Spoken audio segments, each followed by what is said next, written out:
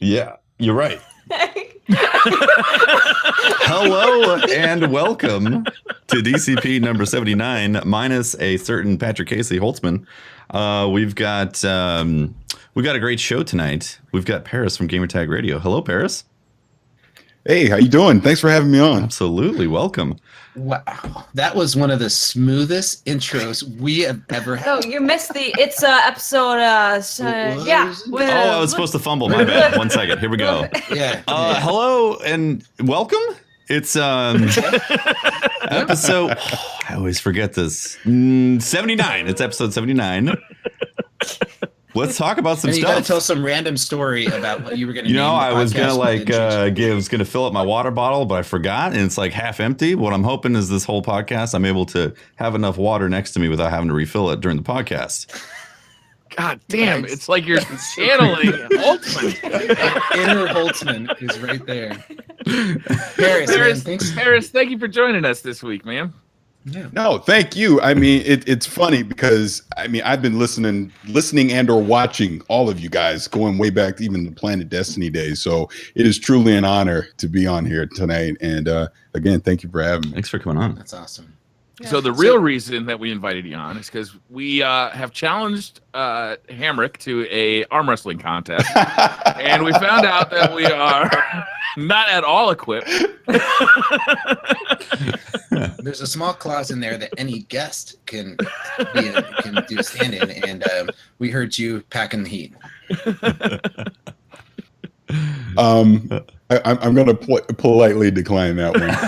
I met Noseworthy, and I would say go grab Noseworthy. He's a better candidate. He's got pretty buff. Noseworthy has gotten pretty buff. Yeah. So you do this podcasting thing's not new to you. You have your own podcast, right? Yeah, I'm a co-host on Gamertag Radio, which has actually been around since 2005. It was started by Danny Pena, aka Godfrey, and he's actually the reason I got into podcasting in the first place. I had my own podcast starting in 2006. I did that until 2011. It was called Uncle Gamer Radio, and then I, doing air quotes, retired, and I was just good friends with Danny and Pete. He's the other co-host, and I wound up joining them in 2013. Because of BioShock Infinite, and I've been on there ever since. And it's been a great time. Had a great time.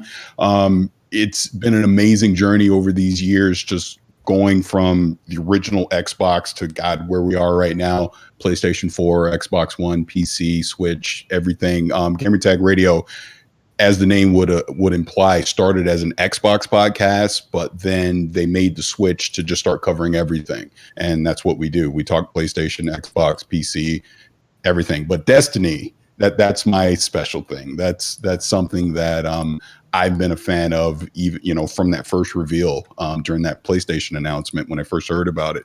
And I just had been following it ever since. I found Guardian Radio, Mark and those guys over there. I was a big fan of them. Made a few appearances on their show from time to time. And I don't even remember how I met you, Pope.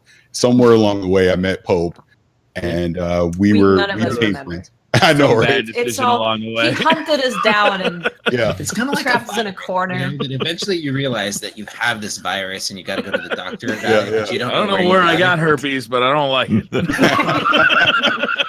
No, but it's funny because I knew Pope, and obviously, like I said, I followed all you guys going back to the Planet Destiny days, and Pope and I were kind of the Twitter friends, message here and there kind of thing. And then obviously there was the Destiny 2 reveal last May. It's when I got to first meet Pope face to face, and I actually got to go to Bungie myself for the review event in September of last year, and that was a great thing. Got to meet a lot of amazing people at that time as well, and here we are talking awesome. Destiny well, stuff. I wanted to ask you on Gamertag Radio, you say you're the resident Destiny fanatic, but how do your other co-hosts think of what do they think of Destiny, and are they fans like you?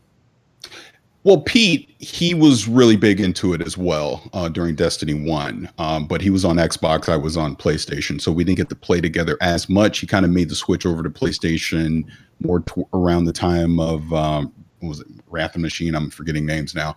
But during that time, we would play a little bit together. And then obviously everybody was super excited for Destiny 2. And hey, what happened, and he kind of waned off on it shortly after launch of Destiny 2. Danny, we always made the joke that he started playing Destiny 1 when it first came out, and he was under-leveled for the first raid for Vault of Glass, and he stunk, so they kicked him out, and he never played again. But he came back a little bit for Destiny 2. We actually carried him through raid towards the end of Destiny 1. But yeah, he's not as big into it as Pete and I, and obviously I'm been super hardcore. And I guess I'll just say, since I'm talking about that right now, what's kept me into Destiny has been my son. He was 9 years old when The Taken King came out, and that's when he used to just sit and watch me play all the time. And eventually he was like, well, Dad, can I play when you're not playing? Sure. I let him play a hunter because he wants to play a hunter, right? Wait, did you give him his own account, or did you make him farm for you? Oh, I made him farm for me at first, of course. But then, solid. Yeah. But then Santa Claus decided to get him his own PlayStation 4, so then I got him his own account. And actually, it was Crimson Doubles, which I know a lot of people didn't like at first, but we would play Crimson Doubles together. I loved it. That's when it clicked. That's when it was like, oh, this is amazing. I get to play with my son. We get to do Destiny together. He joined the clan I was in. Next thing I know, we're doing trials together. We're raiding together, all that stuff. So that's the one big thing about Destiny that's really kept me engaged this entire time is just my son. We're literally able to bond over this game, and it was a great thing. And now we play Fortnite together. And I was going to ask you, did he stay with? Has he stayed with Destiny? Have you guys moved on to other games? How's that look? So I took a break. Obviously, there's been a lot of challenges. I took a break around the holiday time, and again, we both came back around Crimson Doubles. I play more regularly than he does now, but he's kind of waiting for that May update. He follows everything that's been going on. He's like, yeah, Dad, this new update's okay, but I need more. This isn't enough. I'm going to go play Fortnite. So then he runs back to Fortnite, but he'll be back. He's still engaged into the game. A lot of people like that. I really like that your podcast covers a variety of different games. You've recently had some really cool stuff happen with Ubisoft. Can you tell us a little bit about that? Yeah, we were able to partner with Ubisoft for Far Cry 5, and we did this thing called Hope County Stories, where we had this unique opportunity where we got to sit down with the voice actors of the game, and we interviewed them in character about Hope County. That's really cool. Yeah, and it was so funny because we did this primarily during PAX Prime, and we had no idea. We didn't know what we were going to say. We didn't know what we were going to do. We literally we weren't even sure if the voice actors were going to be like really engaged and wanting to do it. But all of them were super into it. They all instantly got into character when we sat down with them. And that's got to be fun. And we just freestyled it. That was the crazy thing about it. We freestyled it, and it came out really great. But Joseph Seed, the father, the main villain of Far Cry 5, we didn't get a chance to talk to him until a Far Cry 5 preview event right before launch. And he was probably the most in character out of everyone. He was super into it. If anyone listens to it, he actually captures me and brings me in. I become a part of the family. It's pretty that's cool. So how does anybody listening, how would they find that? You can go to Gamertag. You can stories. Yeah, you can go to gamertagradio.com, and it's in our podcast feed. Their own separate episodes. There were 4 of them. And we timed it so that it literally ended right before launch. And it was really good. It was a great opportunity, man. Yeah, it was. It was a neat little project that we got to do, and that's really cool. Just very thankful to Ubisoft. I got to play through the whole game the first week it came out, or last week I should say, and the voice acting was just top notch coming across. Yeah, really, really enjoyed it.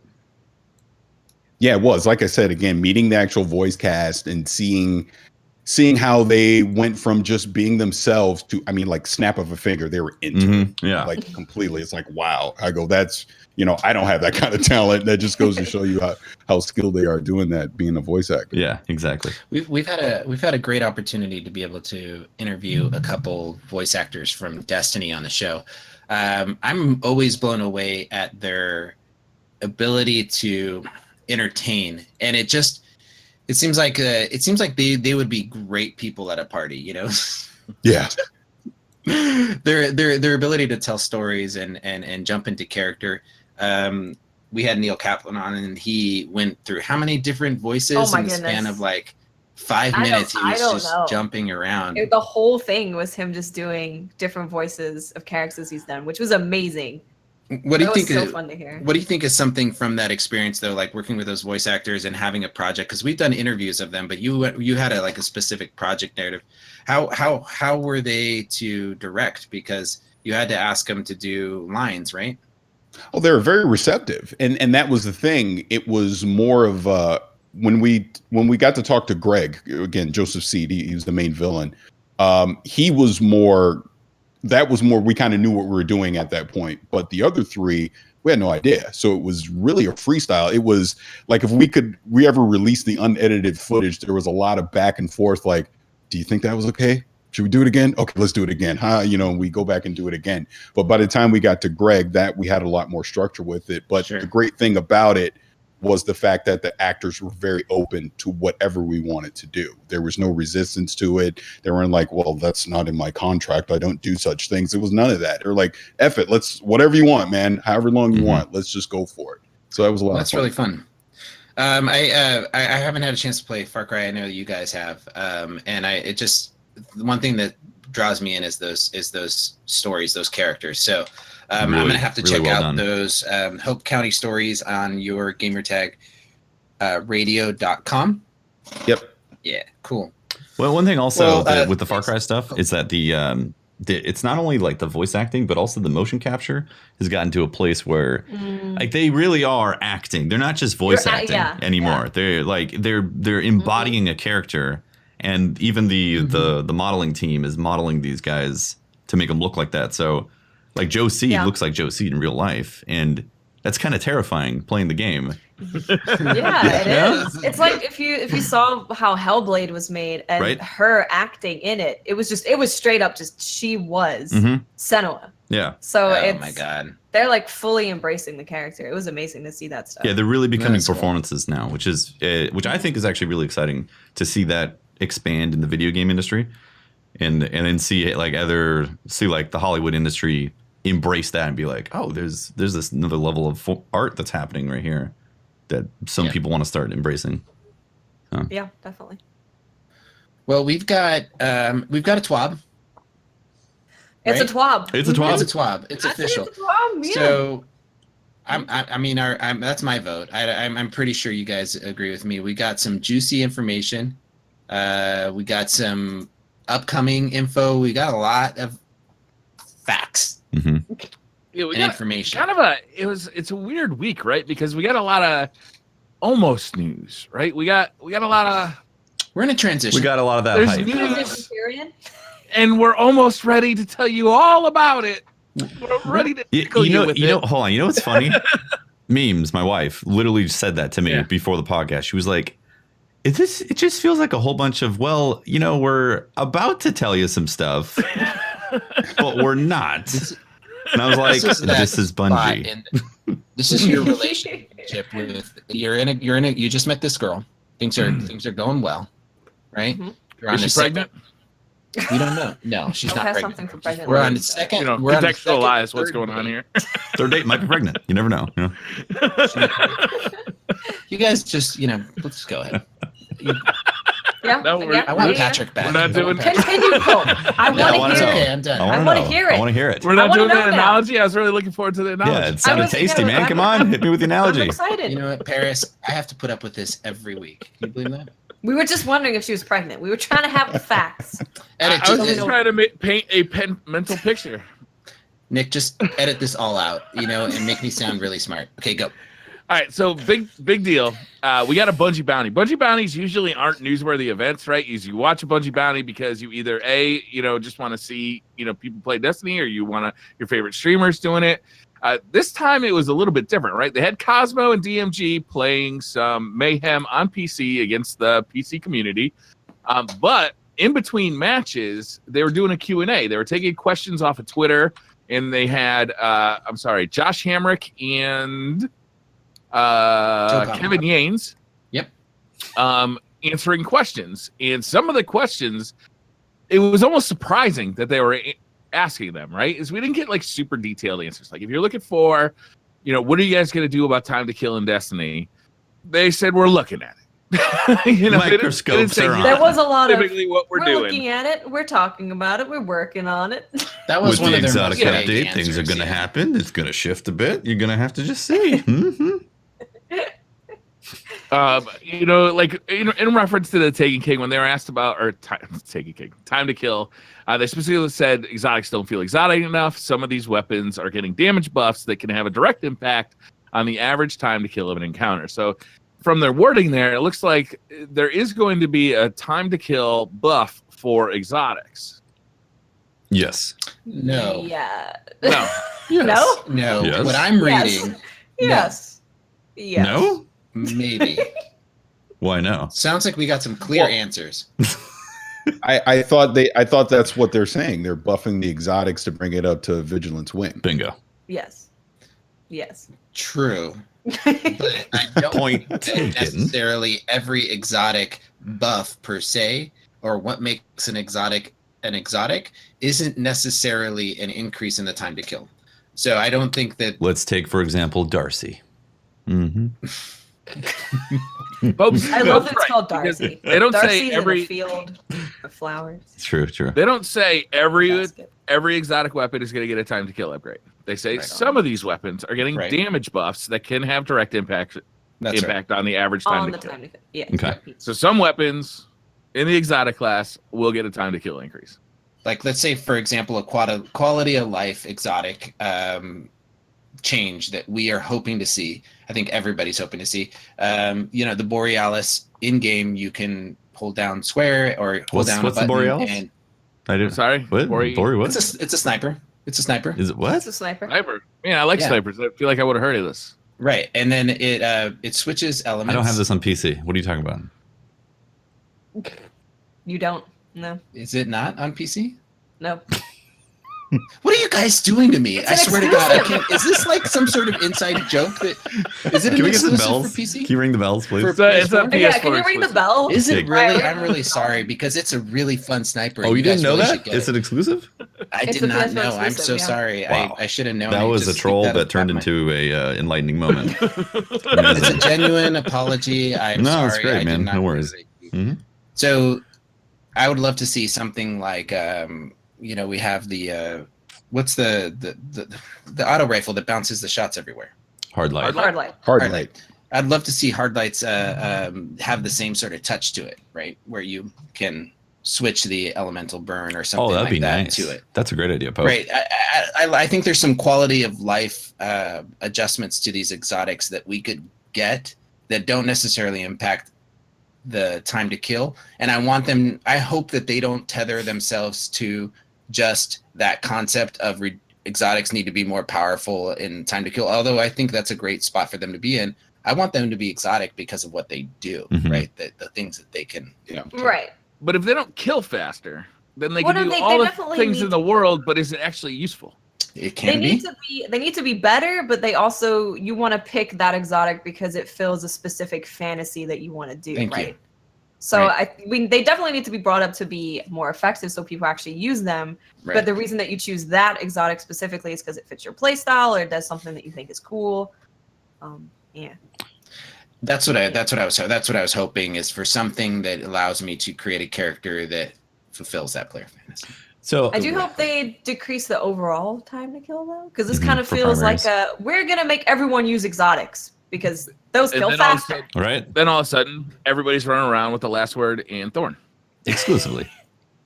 Exclusively. Exclusively. Exclusively. Yeah. Well, but I mean, they are doing things like we're seeing with Strum and the Drang. I can't even talk yeah. today. Yeah. So where you're using those, and so that's something unique that is unique, yeah. That's also increasing the time to kill as well. For sure. For sure. I mean, I'd love to see what they're going to do to Rat King that will make it exotic. That's the one, right? Oh man, it's got that sidearm buff to it, so it's a little more powerful. But what is something else that we can see that it would make it exotic? I just don't think that we should limit the exotic changes to being simply a lowering of time to kill. Oh, of course. Well, they said they wanted to make it more powerful for the fan stage, just like you were talking about. So that's going to happen. It's just how far are they going to take that? And I personally, for me, I would love to see them really lean in deep to it. Like I want the exotics to really truly feel exotic. So every time I want to have a problem of wondering which exotic I'm going to use, as opposed to being like, well, obviously I'm going to use this because there's no reason to use something else. Yeah. Yes, I agree. They specifically mentioned Vigilant Swing. They were asked about whether it will be allowed to reign supreme in the Crucible. And they say, basically, they don't believe in slowing down the Vigilant Swing. It's time to kill in a world where our players are asking for a faster time to kill. Instead, we should be adjusting more weapons up to a level where they can compete. I believe you'll find a few returned exotics. They can do that in the Season 3 exotic update. So, few tidbits in there. It's cool that they're not nerfing the Vigilant Swing. Great. They're bringing other weapons up to its level, which is exciting. And they also basically talk about there's going to be some more returned exotics. I mean, Graviton Lance is a great example of a gun that its time to kill was lowered with the pulse rifle buffs of not necessarily a specific buff to Graviton Lance. But now, it's the first time I've ever heard somebody say something nice about that gun. I think it's great. I love the way it sounds. I love the lore behind it. It's pretty with the ornament on it. And the changes to it are just going to be making it more effective and the elements more, fantastical. Is that a word? Sure. But that if you haven't checked out Graviton Lance in PvP, it's fun. And it's useful. I haven't tried it in PvP yet. I always loved the sound, the growl it has. It's like it's got a low end bass guitar hit in there that they added mixed in. It sounds really cool. Yeah. It's going to be creative to see what they put out and how we get to see them being touched. I hope that they do stuff like the Risk Runner. It's has a great opportunity to build around, at least in PvE. A rushing run and gun, close quarters. I'm thinking of like Battle of Six Fronts. I'm thinking Shaxx running into battle with an SMG. There's some lore behind that gun that is really not behind that play style of that rushing forward Titan that isn't being realized. And they can connect so much with these exotics. Yeah. That gun is legit a sleeper. I mean, you see it so infrequently, but it's so damn good, especially once you figure out that you can damage yourself with your own grenade to activate its power mode and just go on a tear in the Crucible. That thing is gnarly. I didn't know that. Yeah. Oh, shit. That thing is super powerful. There was a question that came in about returning systems, weapon systems to primary special heavy. Josh Hamrick had this to say: we know that you want more control over your loadouts. We can expect weapon slot changes in the future of Destiny 2. We are actively working on a new system right now, and we'll have more to show until this summer. So this is very interesting because they specifically said a new system. Yeah. Which means we're not just going back to the old system. So what could it be? Could it be a fourth slot? Could it be put any gun in any slot you want? My suspicion, Watts, is that this is one of the things that you people who are going to the Destiny conference, help me out with the name of it again? Summit. This is something that you guys might get a preview at and get asked for opinions on, because I would really hope so. Yeah. I find it to be such a divisive topic. Anytime you ask this question or you start talking about the weapon system in Destiny 2 compared to Destiny 1, is you get 5 different answers from 5 different people. Very divided. Yeah. like I certainly hope that they present this to the summit, and that people who do go to the summit have put some thought into what they'd like a new weapon system to achieve. Mm-hmm.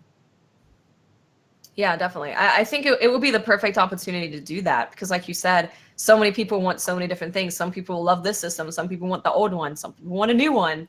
So if they can have a bunch of people there who love Destiny try it out and give their feedback on it, this is a perfect opportunity for them to do that. Yep. I hope that they have some kind of system available for us to try it out. I don't think they're going to go back to Destiny 1 I don't weapon think so systems. Yeah. Well, no, they said do. So I think the answer to that is so clear to me. Josh's answer would be totally different. He said, we know that you want more control over your loadouts. He's looking at the question, which is, can we bring back D1 weapon systems with primary, second, special, and heavy? They're translating that question into we want more control. Is that true? Do we want more control over our loadouts? Mm-hmm. Is that what it? Is that what that request is? And they want to just snipe. Yeah. Well, there's so many things I want, Pope. I want more power in PvE. I want to be able to use a sniper and a rocket. I want to be able to use a shotgun and a sword. I want some of the options I had from Destiny 1 power wise to be available to me again in Destiny 2. I feel like in PvE a lot of options were taken away from me that I really miss. Mm-hmm. In PvP, I feel like they have a really good opportunity to really kind of balance how that ammo is kind of doled out and like what weapons you have available to you at a given time. And right now it just feels like a mishmash. Is like there's so much power ammo around that you could be dodging rockets or sniper shots. You just don't know. It's just feels very it feels a little haptic or whatever. Yeah. It feels a little weird. I'd really like to see them definitely break out at least like kinetic power and explosive power. So they got like, it seems like there's 3 dominant possibilities. There's the weight system. Like I said, any slot could have anything, but it's a weighted type of thing. Mm-hmm. There's so let's eliminate D1 completely. So there's not returning back to that system because they said they want to evolve it. So then there's the system of returning fusions, shotguns, and snipers into the energy slot and making it so energy weapons would coexist with those weapons in the energy slot. There's adding a 4th slot. So you'd have the same thing that you have right now, but then remove rockets and explosives or grenades, put those into a specialized slot. Then you might say, yeah, but how do you access that? Well, they're adding an emote wheel, so they could easily add in a weapon wheel. That would be very easy for them to do that, I'm assuming anyways. And then there's also the possibility that they put... no, actually, I think that would be it. I was going to say they put the energy weapons into kinetic, but that's essentially D1. They're not doing that. Of everything you said, the to me the most logical or the one that's not going to overcomplicate things for the average gamer is going to be option 2, where you're just taking snipers and shotguns and you're just putting them back in the energy slot. I do wonder what that's going to do for balance in PvP, because now everyone's going to be running around with a shotgun and a fusion rifle and sniper. It in that sense, it goes back to D1 if they do that. And I know they want to evolve it. I don't have the answer. So when you guys do go to the community summit, I really hope they show you what it's going to be, because while I did not have a problem with the D1 weapon slots, I thought it was fine and just assumed that's what we were going to get in Destiny 2. This is an opportunity for them to evolve it and to do something different. So I really do hope that they do something different and it's not just copy and paste of D1 again. Yeah. I agree. It is interesting thinking about that. If they did just put it into the energy slot and then we have the ammo problems of early D1, then the Crucible is going to get affected heavily by that, because it's going to be Shotgun City and you respawn with shotgun ammo and you're just not going to run out. And so you have a different ammo economy to deal with. So it almost makes sense that they'd have to do something where they either shift the energy slot completely away from having primaries, or they do add this new explosive slot so that they can have a new ammo box like they had in D1 in the Crucible. Because honestly, the D1's Crucible wasn't that far off. It's just we had cheesy kills. It's like instant shoulder charge kills. That's kind of cheesy. Instant death from stickies. That's cheesy. They took away that stuff, and then they just did everything away. They changed everything with it. Yeah. And it's like, really, we just wanted a few things different from D1. But I think honestly, a lot of us just wanted stronger primaries. Like what we were saying, primary. We just wanted stronger primaries, because if you have like hand cannons, for example, that kill quickly, are very accurate, they don't have bloom, all that stuff, they feel crisp and good to use. If you have a good shot, you're going to choose to go for that primary shot over throwing a sticky grenade that might miss and then you die, right? You're always going to choose to use that strong primary over anything else. So I think that I just want to say, please focus on strong primaries, because that's going to balance a lot of stuff too. I think that some of the things that made me concerned about that, because I feel like team shotting was effective in that we didn't necessarily need stronger primaries, but I feel like increasing primary damage and still having that team shot meta was going to be not the way to go. These are my opinions, but playing competitive with no radar has broken that team shot meta up a little bit, where I think there's now room for that time to kill to be, or that power level of the primaries to be increased. So I'm converting over more to that way of thinking now that we have the no radar and competitive. I need something that can kill a guy with an Acreus who's rushing me across the map faster than he can get to me. Do you know what you need, Briar? What you do I need a need? strong hand cannon that has in-air accuracy, so you can back up, you can jump, and you could shoot him before he gets to you. I like the Wait, sound of it. That sounds very skill-based. That seems like you would have to be really good at controlling your guardian and being, I mean, if a guy is across the map though, and he's running at me, aping me like from across the map in a straight goddamn line, and just the time to kill alone makes it absolutely impossible for me to kill that guy before he gets to me. That's you got a problem. Kind of an issue. Yeah. Yeah. Exactly. I mean, I don't want him to nerf the accuracy. I just want a defense. You just need to get good, Briar. That's what I'm trying to do, and I need the miracle of modern science to do it. Interesting. Modern science, help me. No, I'm with you, Watts. I think that there could be. I'm not saying a drastic buff in it, but I do see room for there to be an increase in a primary ammo or primary damage output. I think it would do good things. The next thing is pretty big, and I'm going to read a lot of this because I think that what he says is important. The question is, what is the exact design philosophy that lets you determine when a balance change is good?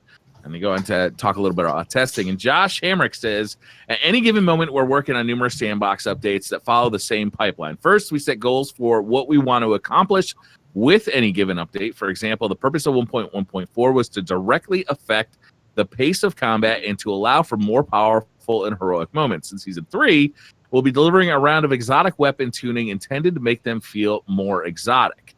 With our goals defined, we make the changes, playtest, and iterate as long as we can. Destiny is a huge game with tons of different areas that may be affected in different ways, positive or negative, from any given change we make. Our test team also plays them and with us and helps us hunt for anything that we may have broken. Finally, those changes have to get packaged up into an update and certify those builds with each of our platforms before they finally roll out to you. That sounds like a lot.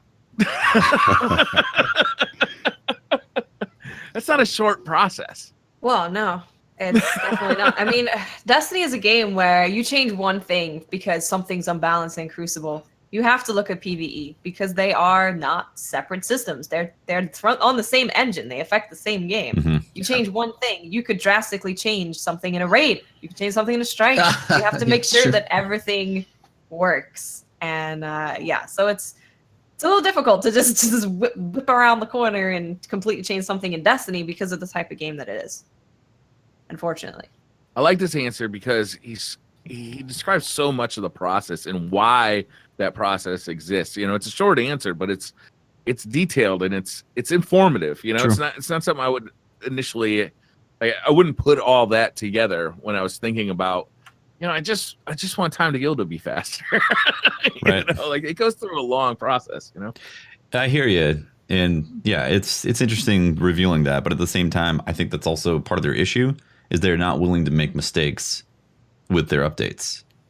And so it ends up getting extended for a month or two or longer because they're trying to buff everything out of it when once they get it out, they could immediately see some response from the public and then be preparing a different update the following month. Right. Yeah. Like put it into the public will test it for you essentially. Of course you need to make sure it doesn't completely break everything. But don't be too afraid to put something out that's maybe a little unbalanced and we deal with it for a month and then you put something else out, Because they've done this process and tested a lot of stuff and we still got the Prometheus lens. So Exactly. Clearly some stuff is down to always go wrong. Yeah, things still slip through the cracks, even though they have like such a rigorous testing process. Next question was, are there any set plans to introduce new elements, classes, subclasses, or weapon types to the game in the near future? Josh says, yes to some of these. From my desk right now, I can look around and see new hotness on several people's screens. We'll be showing off a lot of this stuff in the months to come. I mean, from new elements, classes, subclasses, weapon types. Weapon types I could see being a thing. Yeah. I mean, I can see any of these things being a thing, and any of them, but not only being a few, thing. so it's not all of them. Yeah. Reshifted subclass trees. Trees, I could see happening for sure. Trees is a thing that could happen. Yeah, that could easily happen, right? Yeah. I would love to see him do the trees, redo the trees. New class, I couldn't really see that unless that was like for the Taken Queen update. A new element. I want a death class. Death class would be pretty cool. A new element is also really hard because of the whole lore discussion about the universe essentially being assembled on those three pillars. But I mean, they blew up the tower to get rid of You're our right. weapons. They blew up the library with all the lore in it. No one knows anymore. we got kinetic, kinetic they plus. They erased the grimoire. There you go. How committed are we to this lore if it makes the game more? Something that the lore people got upset about is that they said that the grimoire was now folklore and not canon, and that may be prepping for some significant changes in what we've read in the canon or in the grimoire. So I want to grasp whatever made Thorn, make that into a class for everyone. Boom, death, poisoned stuff. It'd be cool. It might be really awful and unbalanced, but it would be cool. But wouldn't it be fair to say that before they even attempt to add a new class or a new weapon type or anything of that nature, let's get what's the current meta, let's get that right first before we start tinkering again, which could completely unbalance everything that they've done in the sandbox already. That's fair. I don't think it's necessarily a good idea because you could balance the game that we have into for the next 3 years, but if you never add anything, like no matter how well you balance it, it's going to get stale. No, I agree. I agree with what you're saying. I guess what I'm trying to say is let's at least get it to a good place. It'll never be perfect. Of course, it'll never be perfect, but we're still trying to get everything to a good place. And hopefully this May update going into the summer is the case. We play through the summer. Everything's in a good place. Fall expansion comes out. Let's add some new shit into it, and then let's start all over again. I'd be fine with that. But I'd be surprised if any of the new subclass or any new stuff like that comes before September. Yeah. Oh yeah, for sure. Yes, I agree. I also think that it's important for people to realize that they have to try some stuff and fail, right? Yeah. And so the sandbox update right now needs to come more frequently. Way more. And we need to get them more frequently. So I think what they're looking at is September, we got May and then September. I'd like to see a whole new sandbox coming with a September. Right? For sure. I'm expecting it. So especially if mods 2.0 come out, that should change the sandbox. Right? Agreed, but I like to say that we see something like I've enjoying using pulse rifles now. I'm enjoying using different guns. I think we should have that rotation through the seasons. So that's what we went into Destiny 2 assuming, that every season was going to have shifts and changes. And we obviously did not get that. So I'm hoping that here's hoping for another time. Maybe in September, they actually start making good on that promise. We talk about every 3 months a season and a meta change. Because it needs it. The game really does need it. Yep, I agree. Yeah. The next question was about, it's how did the Crucible team decide on random game modes instead of letting players choose what mode they want to play like we had in Destiny 1? And Kevin answers by saying, biggest driver of that conversation was trying to improve matchmaking times and connection quality. Additionally, it allows us to better supply certain moods. As you see in 1.1.4, we've reinforced those moods. Quick play is now delivering the 4v4 low intensity that we intended. Competitive is now driving further 4v4 high intensity, and the biggest driver is connection quality and connection times. More people in the pool means more good connections. I've had some real bad connections, not gonna lie. Quick play.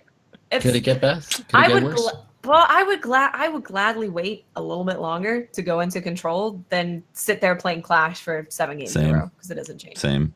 If they rotated, if it went Clash, Supremacy, Control, Clash, Supremacy, Control, so I actually knew what I was getting, then I'd be a little bit more okay with it. But I can sit there and literally play Clash for 7-10 games in a row and be like, what am I gonna get a game mode on? I mean, if they broke out the playlist into like Slayer game modes and objective game modes and instituted a lobby voting system, we would be fine, right? We've had games that have lobby voting system, like Call of Duty. I remember, I think it was Black Ops 2 had it, and it was cool, but it also sucked because like community favorites would just get voted every time. So if you didn't like Nuketown, for instance, well, good luck to you because it's getting voted every time. Right. You know, so like a voting system is good and bad. I can tell you on the PC, if they broke it out into all the game modes they had in Destiny 1 on PC, there'd be like 2 people in each game mode, like waiting for queues. Mm-hmm. You know, like the community is so small over there. I don't know how they fix this. Well, I mean, without just like getting more players in there. Well, what's funny though is the idea is that let's funnel the playlist into a single population, or on both sides, competitive and quick play, in hopes of trying to get better connections and better game times and so on and so forth. And it also has caused the exact same player drop for Crucible. People don't want to play Clash all the time. People, you know, like it's created the exact same effect that they were trying to get away from, where people are not interested in playing those playlists anymore, in addition to lack of updates. So it's interesting. Like I understand the premise behind it, but at the end of the day, it's like these peer-to-peer connections are peer-to-peer. They're bad. I got an idea. You can have the broken out playlist, but it requires you to plug a network cable into your console. You cannot have access if you're on Wi-Fi. Thus cutting the population in half. Go on. You get a separate queue for Cat 5 users only. Wi-Fi, we got to segregate the Wi-Fi and the Cat 5. The Wi-Fi and Cat 5. I like it. Put it on a shirt. Now, what I didn't like about his answers, he goes on to say, in May, private matches are coming at any point when you want to get a game of Control together. You can do that. In terms of players asking to make Rumble permanent, we've absolutely heard that feedback. To be more specific, we've heard that. We understand that. And we're having conversations every day since the launch of 1.4 about that. I don't like the answer because it's like, you want to play Control? Go make Control by yourself and your imaginary friends can come join and play with you. Yo, I got like 2 friends maximum.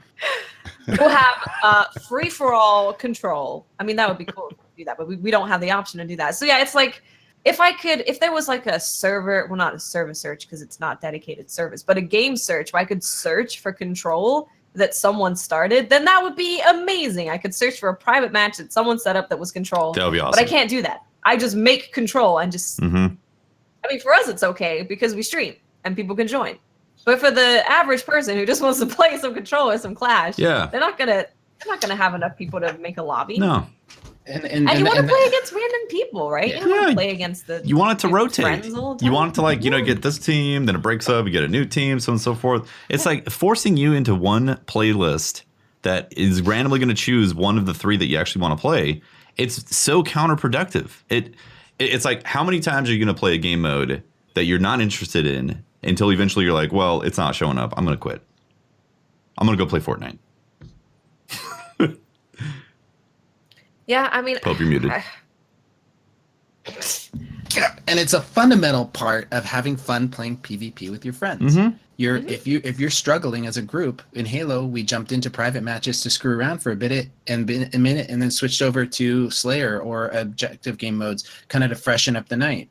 It feels stale when you're sitting there flipping over and you're getting maps you don't like and playlists you don't like. Mm-hmm. It's yeah, just no, definitely. I mean, I It's feel like I keep counterintuitive. harping on this, but we need to have in PvP more control over what we want to play. It's a big reason why I was not enjoying PvP. It was a big part of it. I mean, I wasn't enjoying the sandbox that much. I'm enjoying it a lot more now. But before, it's just like I'm sitting there. I want to play Control. Control is what I enjoy, and I'm playing that the least amount of time out of all the other modes. And then at some point, I'm like, I'm just not having fun because I don't enjoy this. I don't enjoy this mode. And then you stop playing PvP. And then you stop playing PvP because you back out, and what option do you have right at that point? Right? Exactly. You're sitting there, and you're like, there's too similar, Yeah, so the intent to make the population bigger is actually making it smaller because of those. Yes. Right. 100% agree. Yeah. It's basically taking the approach from a different angle and saying, look, if we build it, they will come. We understand that creating these playlists right now with this low of a population is gonna suck.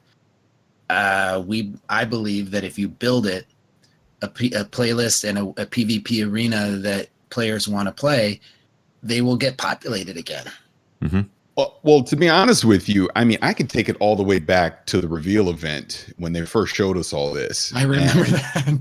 And I saw 4v4, and I don't mean to name drop or anything, but it's like I got to interview Noseworthy and asked him about it, and I'm like, why are we doing this? Why are you taking away? Because, like, again, bringing my son into it, the thing that we did in D1 all the time was doubles, 2v2 stuff, or we get a third person, we run 3v3 stuff. We love to do that. That was our sweet spot. Didn't matter what the mode was. Obviously, elimination was probably our favorite, but we didn't have that option in Destiny 2. We were forced to do 4v4 everything. Now, bringing Rumble back is a nice first step. They did the Crimson Double event. That's nice.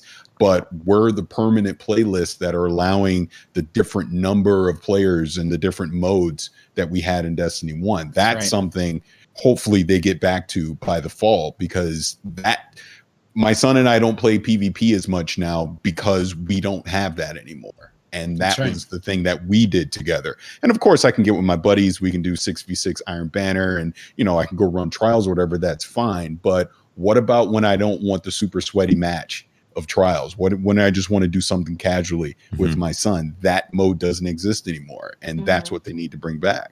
Yep.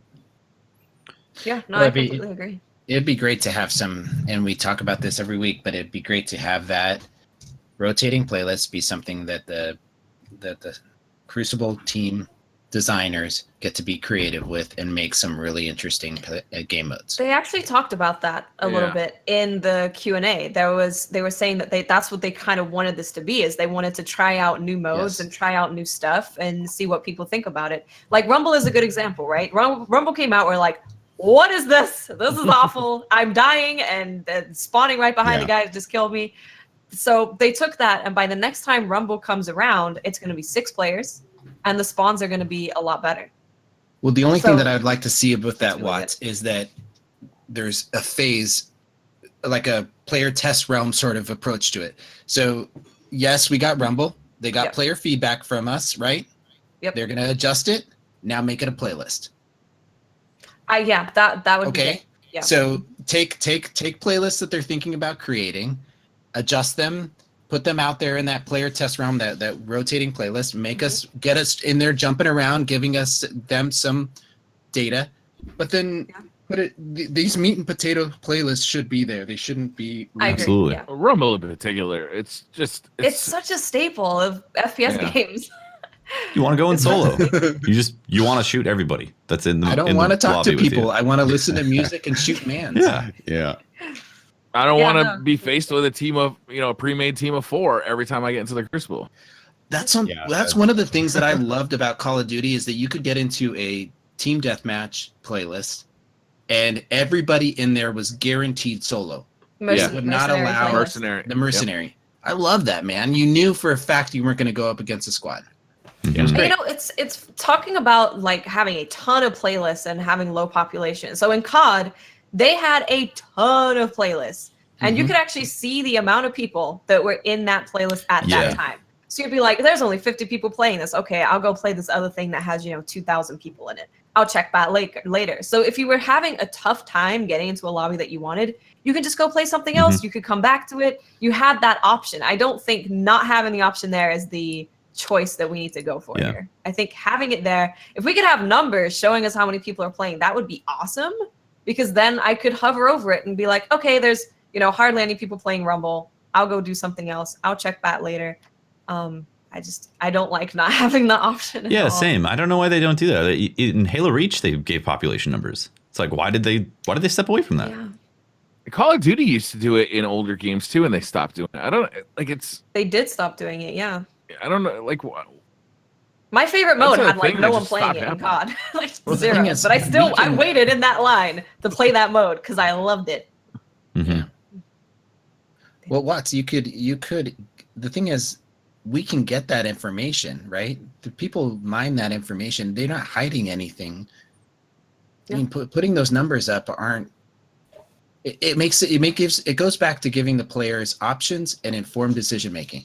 If connection and having a bunch of people to play with is super important to you, then pick a social playlist with a lot of people in it. Good.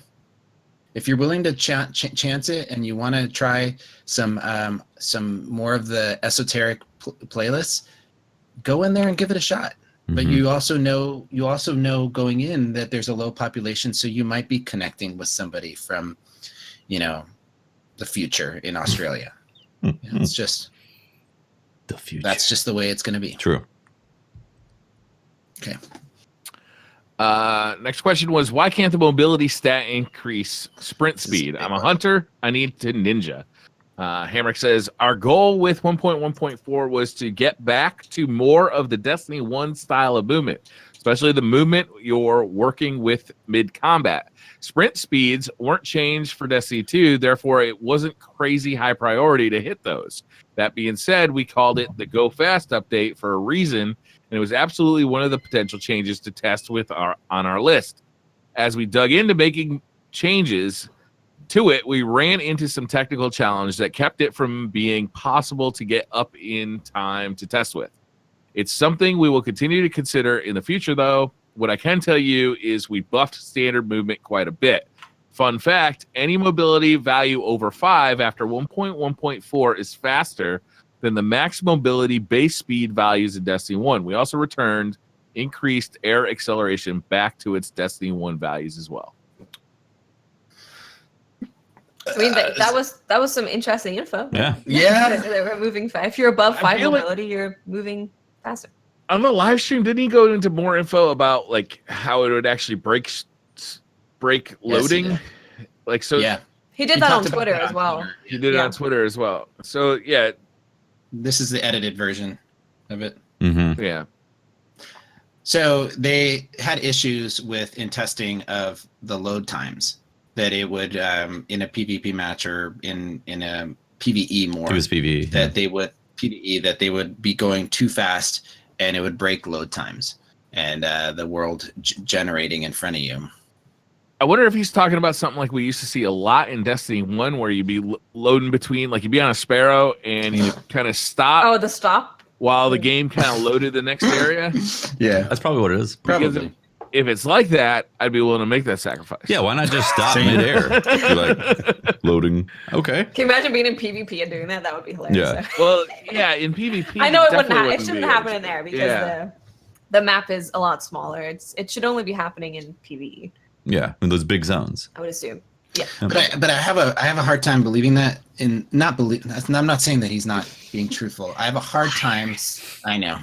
Calling him out. When we see the Dawnblade flying around the map like a freaking missile, I don't think anybody's talking about our sprint speed being faster than that. No. If we could all run that fast, that like would really. Like, is anybody saying that we should be able to run into a wall and die? The Titan Skate on PC now. Same thing. Like right. Oh my God, Titan skates with an Acreus. Oh, Yeah, I guess I'm just saying that I appreciate them saying that they tried to get it in but couldn't. But I also want to acknowledge that the things exist in the game currently that already break those rules. Faster. Yeah. Yes. Like you don't need to go as fast as a sparrow, right? no. Otherwise, there would be no need for sparrows, right? So there is a tiered approach to it. well, what are you gonna buy from Eververse? There's no sparrows. Good point. Maybe Amanda Holiday has something to do with the world now. Who knows? They talk about Derek Carroll had a little part where he's talking about Rumble. They are bringing Rumble back down to 6 players in the future and altering the spawning policy behind the scenes in an attempt to keep players more evenly spaced out. Changes are the first steps towards an even better player experience that we expect to drop when Season 3 begins. Iron Banner, the next Iron Banner will begin next week. That's going to be 6v6, so that'll be kind of a return to Destiny 1's Iron Banner. Control zones, you'll take them over faster if you have more than one person standing on them, and by standing on them or taking one over, you will get super energy. Pretty cool. So it's D1 control. Yes. Yeah. D1 control. Hey, can we talk about Rumble for a second? Because that was I think a controversial decision, and I just want to hear your take on it. Last week, controversial because I feel like so. I haven't heard the Destiny community in agreement on one thing like I have for 6-person Rumble. Like I've never heard the whole Destiny community go, yeah. There are those people out there that they're always going to. They enjoyed 8-person Rumble. This diverse. Yes, there are people that enjoyed it, and give me an F in chat if you enjoyed Rumble. So just give me an idea of how many specifically. Really did. If you enjoyed 8-person Rumble, all right. Let's get an F. Here's where here's what I'm talking about. I like that they changed to 6v6, and I would like more information on what they did with the spawns. Yeah. There's a lot of people with Fs. I think I don't know. Out of all the people here, is like it's 10. Science. It's science. Like 10 people. I'm seeing a lot of F no and FUs though, and those don't count. To be fair to the people that do like the 5 people like 8, I think if the spawns were better, maybe it could work, but it was just chaos. Playing with 8 people, 6 just felt right. So I mean, this was a smart move for them to do. Yep. Okay. And they're changing it when Rumble comes around next, which I do want to say I really like that because that's what we were all saying, right? This is kind of the test, one of the tests for Bungie of can you get this feedback and deal with that feedback quickly? And they're doing it when Rumble comes around next time in the playlist. So yeah. I'm really happy with that because we were all like, or is it going to take 6 months to change Rumble? So that was our concern last week. That's a question I got for you guys since I'm on here. This is my opportunity. So it's very clear these maps, the maps we have right now, they were designed for 4v4, right? So we'll see how 6v6, 6v6 Iron Banner works when that happens. But moving ahead, like even with this May DLC that's coming out and obviously the fall expansion, they have to start making bigger maps, right? If we're going to get away from this 4v4 and start expanding it, we got to start having maps that were more D1 size, right? So I agree. Some of them for sure. Some of them are definitely smaller and then have the pains of all those players on there.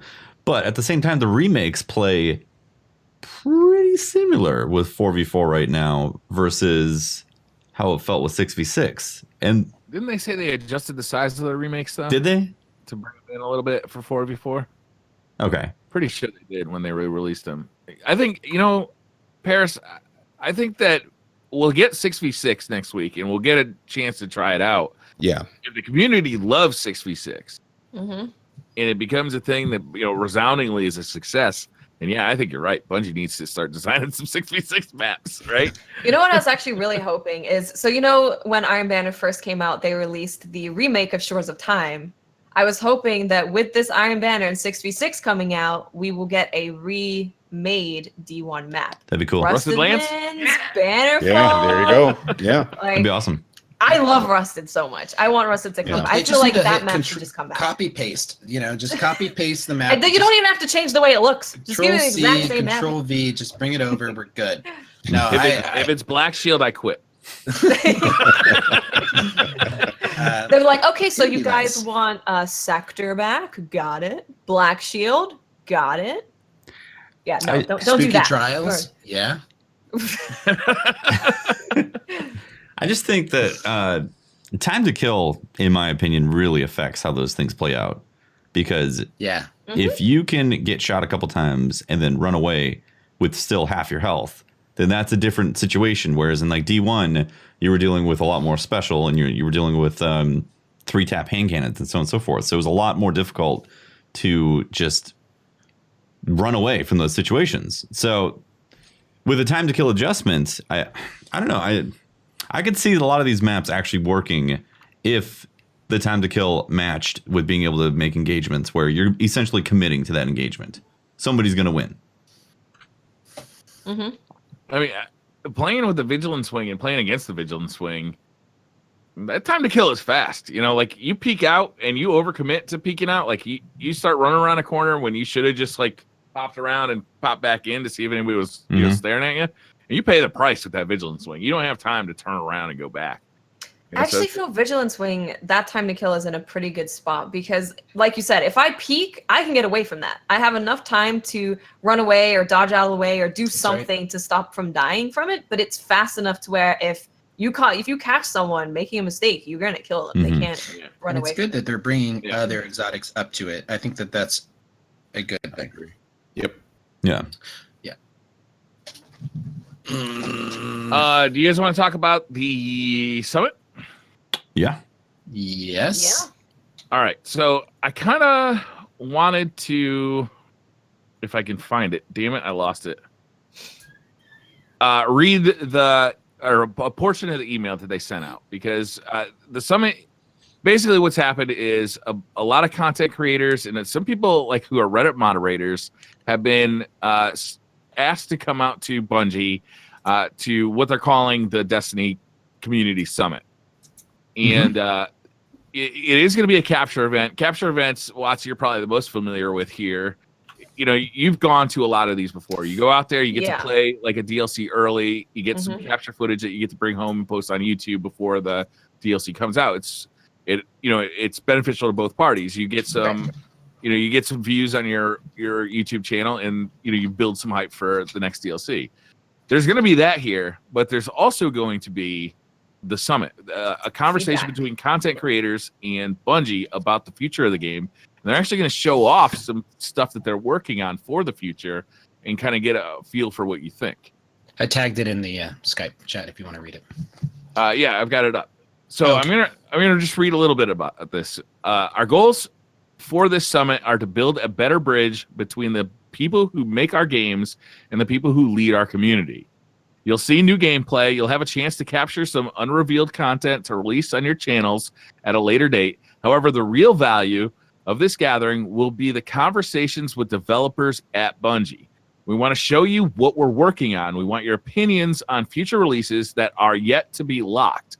We want to show you our new plans and learn from you while we still have time to react to your feedback. That's I think huge. That is right, huge. It is huge. That last part there. They've never done that before. Like any capture event has been, it's just a publicity thing, right? Like you play the stuff early, you get the hype out there, you show some content, and they get to kind of do that and explain what the DLC is. We have never once had a situation where we are going to be giving feedback on stuff that they can actually change before it is released. Mhm. And that's what they're saying. That's the first time they've ever said that. Yep. Yeah. So that's a big deal. Yeah. It's huge. Yeah. So I wouldn't expect, anything to be changed between the summit and the DLC. But going forward next week, Dee just said that we're going to see an updated roadmap for the summer and beyond. I would expect those changes to be reflected by the summit. Mhm. Yeah. I agree. Mm-hmm. And I think that the content creators, the people who are being invited to this kind of have a burden on their backs right now is to really like step up their game, and have an understanding of, what works in this game, what doesn't work, and why. Mhm. Be able to explain yourself. Yeah. And explain like why one thing that you really like is fun and why something that you don't like isn't fun. And be able to actually like, have a conversation about it, not just be like, Right. I want faster time to Well, kill. yeah, Why? Because it'll be faster. Especially because at these events, like when you're capturing, a lot of the time you're going in there with the mindset of, I need good gameplay for this video. So you're just trying to use the weapon that feels the best. You're trying to use the stuff that feels the most comfortable. Whereas we really need to go into this as, I want to test everything that I possibly can, and I want to get some really solid ideas for feedback from playing this content. So it's gonna be a total different approach to playing it. Mhm. Well, fortunately, we have 3 of members of the podcast are going, and so our community is going to be very well represented there.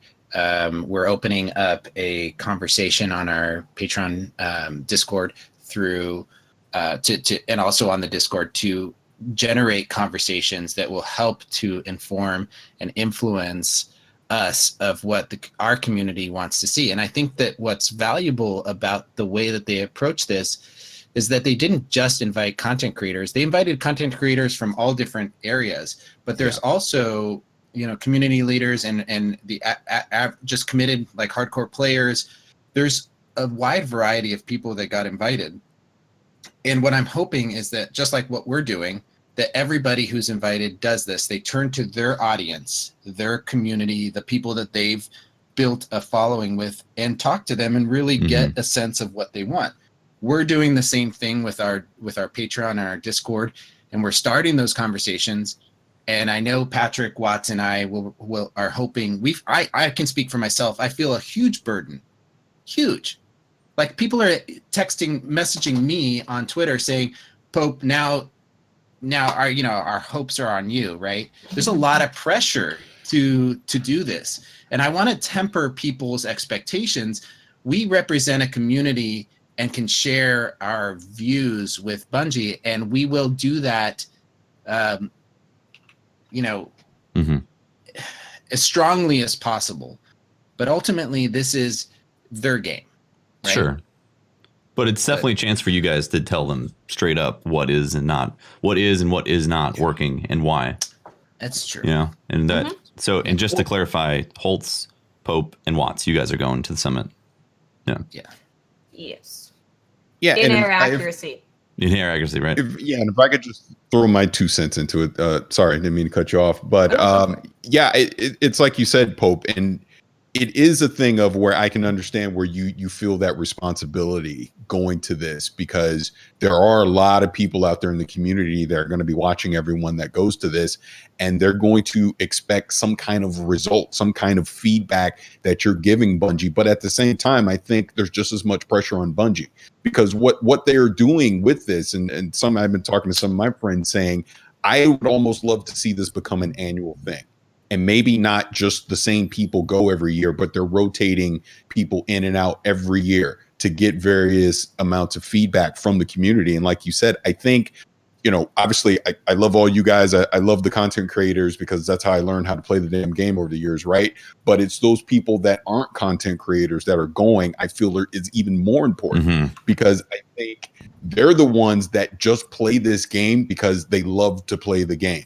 and they don't have any other stake in it other than they love to play it. And everyone's going to give their honest feedback, but they're going to give their honest feedback, and they're going to talk about the things that they love and the things that they don't like. And they don't necessarily have the huge platform that you guys have, but they can go on Reddit and go, hey, I was one of the people that went to the event. Here's what I think. And it becomes a more personal story for them. Yep. And the thing that I want out of this is, me being a fan of the game, is I want to make sure that Bungie is taking this feedback to heart. Like, if there's a kind of a consensus among the group that, hey man, this weapon slot thing ain't working, you need to try something else. I don't want to see it then come out 2 months later and now all of you guys are up in arms going, we told them they shouldn't have done this, but they did it anyways. And now the community is going to be even more upset. So it is a risk that they're doing this, but I applaud them for doing it, because it opens up that conversation. It makes this game more of a symbiotic relationship, I feel, between the developer and the community, where now the community, I feel, can have a stake in that. Yeah, we help make this game better. Mm-hmm. And that's going to promote more people to want to come back and to play it. I really appreciate that, Parris, because I believe that you're articulating very well something that I was having a hard time say. There's a lot of people in the community right now that are going to be leaning on these community leaders to get their message across. What I'm hoping is to say to them that the narrative needs to be, let's help to articulate this and share with the community leaders. It shouldn't be this approach where if this angry approach, well, now if the game isn't fixed to what I like, you didn't do your job, right? We're going to do our best. I have a very passionate view of the game, and Watts does, and Patrick, everybody who's going does. And we all have our best intentions and our best, we're going to articulate those the best way we can. Yeah. But ultimately, what I'm trying to say is that we are going there to help improve the game and be a part of the process. And I'm just really thankful to be part of it. But it's got to be a positive experience. As a community, we got to look at it as a positive way of interacting with Bungie, and not and if we want to see more of these moving forward, is what I'm saying. Yeah, it'd be great.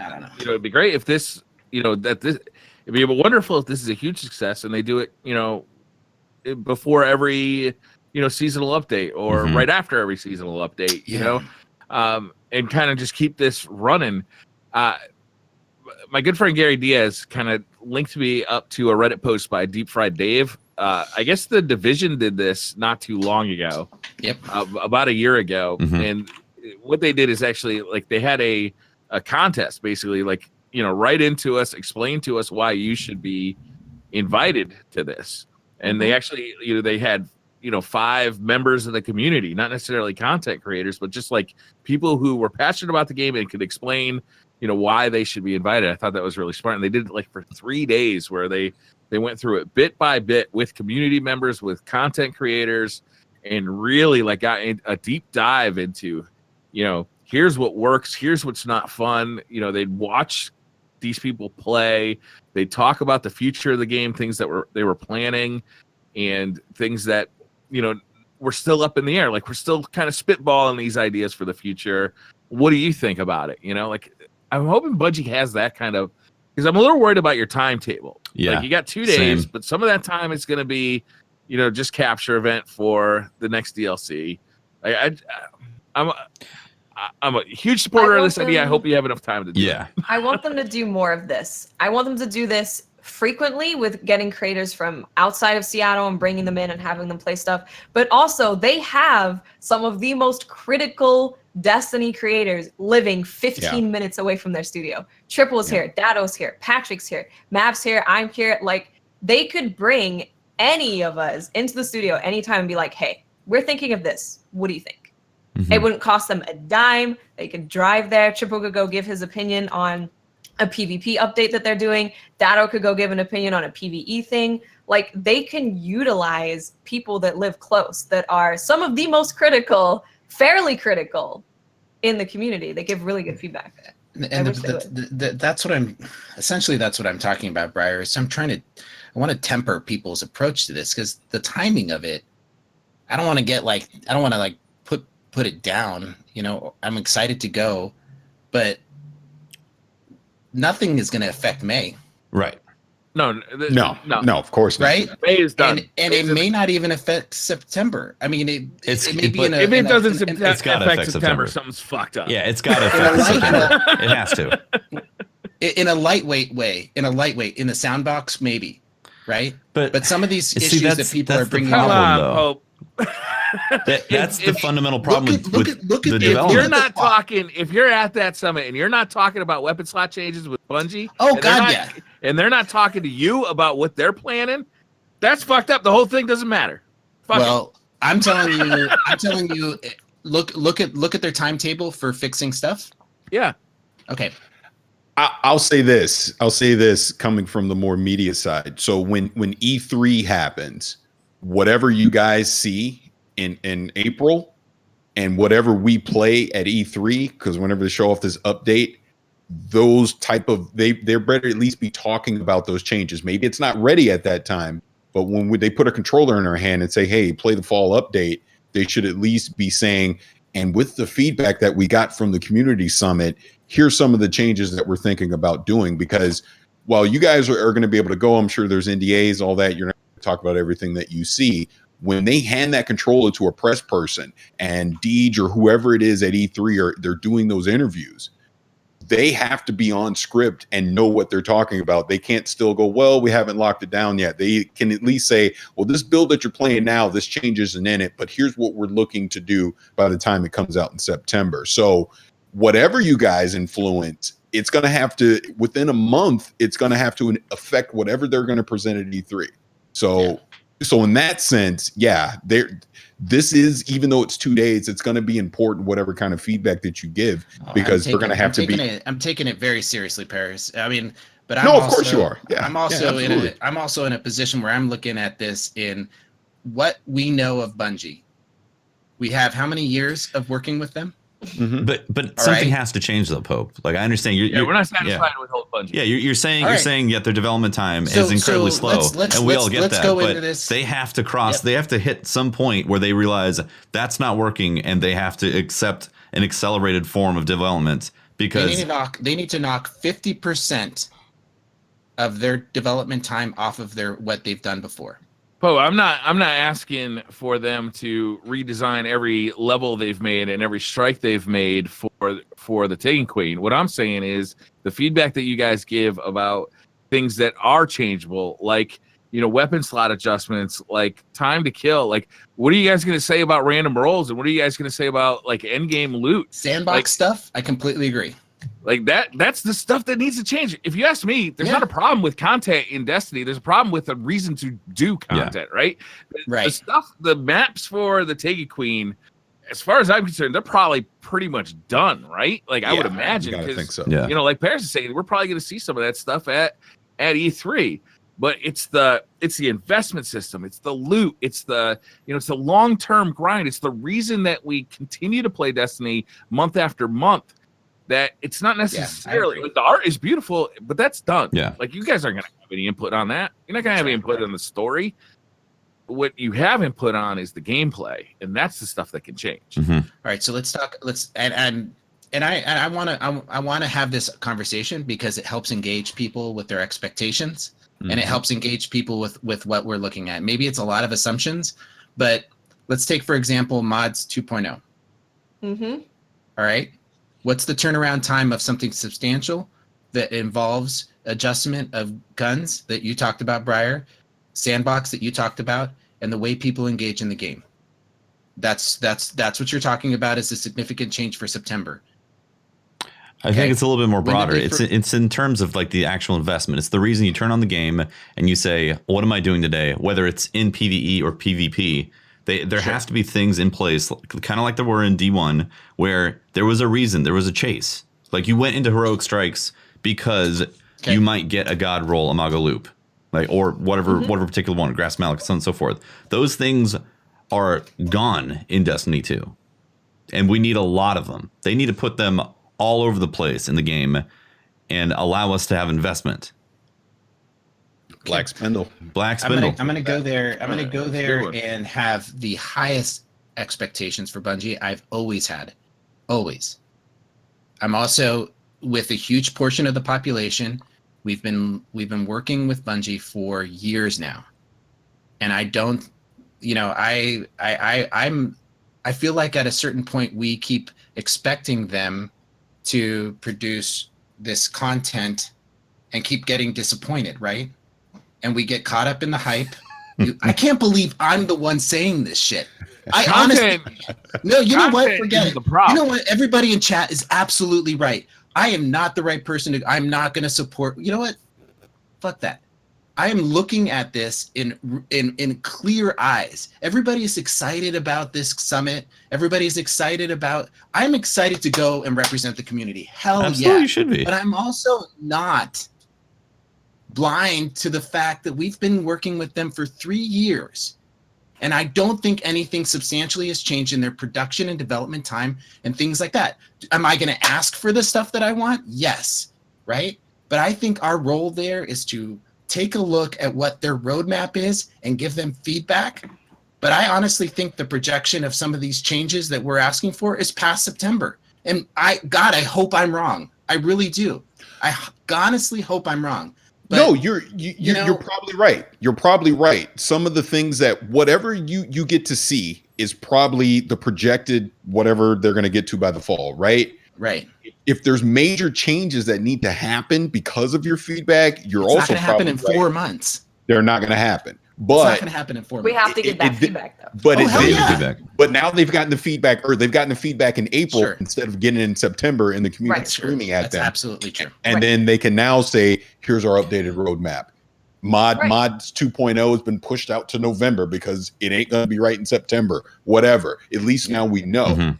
You know what I mean? So that's I'm how just I'm tired trying of to look at it. everybody So getting instead caught of up instead on of this it being stuff. like 4 months after or 6 months after the DLC comes out and they're doing these big changes, they will know ahead of time, okay, we need to add more to this. This is something that we need to do. This Yeah. isn't quite right. Yep. So maybe it happens a month after. Maybe it's a week. Sure. Maybe they have a day one pack that's ready to go out with it. Who knows Yeah. what could happen. But I think the important thing is that you just have to go in with, why do you enjoy Destiny? What made you fall in love with Destiny? What made you keep playing Destiny?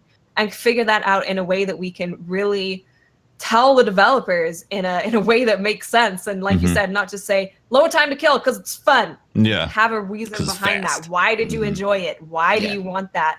And just be honest with the feedback. Also- It's all gonna Also, help. I would expect them to show you guys what they've been thinking with the end game. So while you're saying you can't Sure. just go in and say, "Well, I need this end game changes," like in order for this to work. I'm assuming that they've prepared some things because they know that the end game doesn't exist right now in Destiny 2. And just like Oh, yeah. Byron said, there's tons of things to do. There's tons of things to do in the world of Destiny 2, but none of them are relevant once you hit basically your max level power. Like the game's over at that point, unless you just want to go shoot people with Vigilant Swing.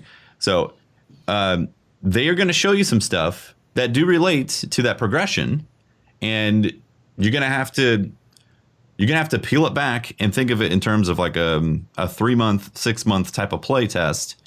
Are you going to be happy about those type of progression systems after the game's been out? However much, I hear you. Because I would be hear very you. surprised if they didn't show you anything. If they were like, guys, how do we put end game in here?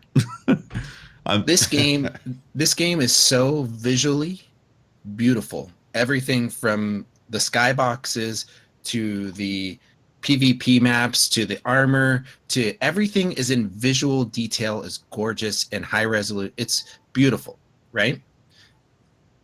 That all takes time.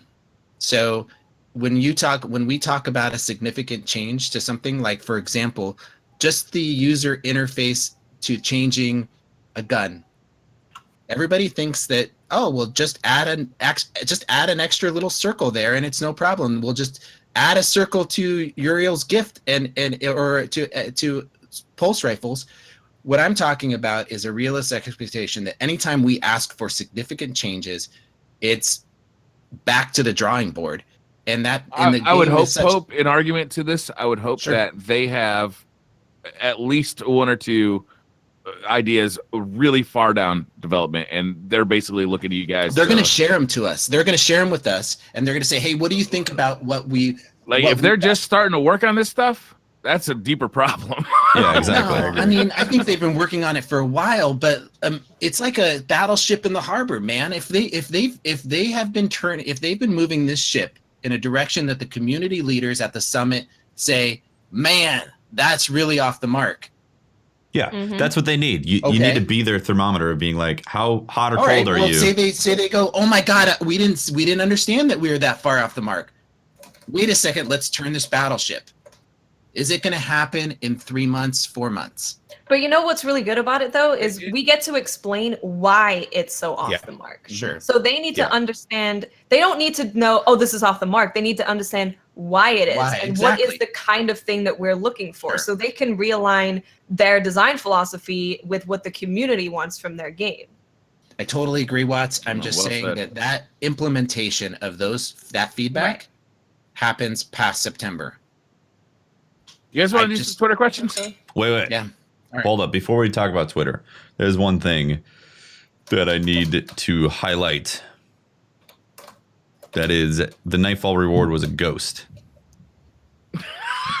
Let's talk about that a little bit. It was a You know what else ghost. was a ghost? Me, because I'm not doing a Nightfall for a ghost. They delayed the Nightfall rewards a month. And we got a ghost this week. So I've been thinking about this. So how bad it the is? Ghost, That's how bad I've been thinking about it. Yeah. The ghost. So if this came out with D2, right? Strike specific rewards. There's a ghost. You'd be like, sweet, it looks cool.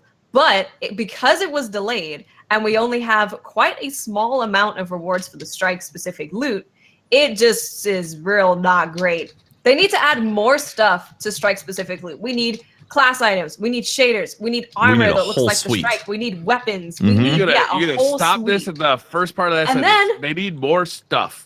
We need more stuff. If you could get that ghost along with a weapon in the strike, you'd be like, it would be worth it. Yeah. What crushes me is they literally said powerful, meaningful loot unique that drops from the boss. See, I don't know what you're talking about. And they give us a ghost.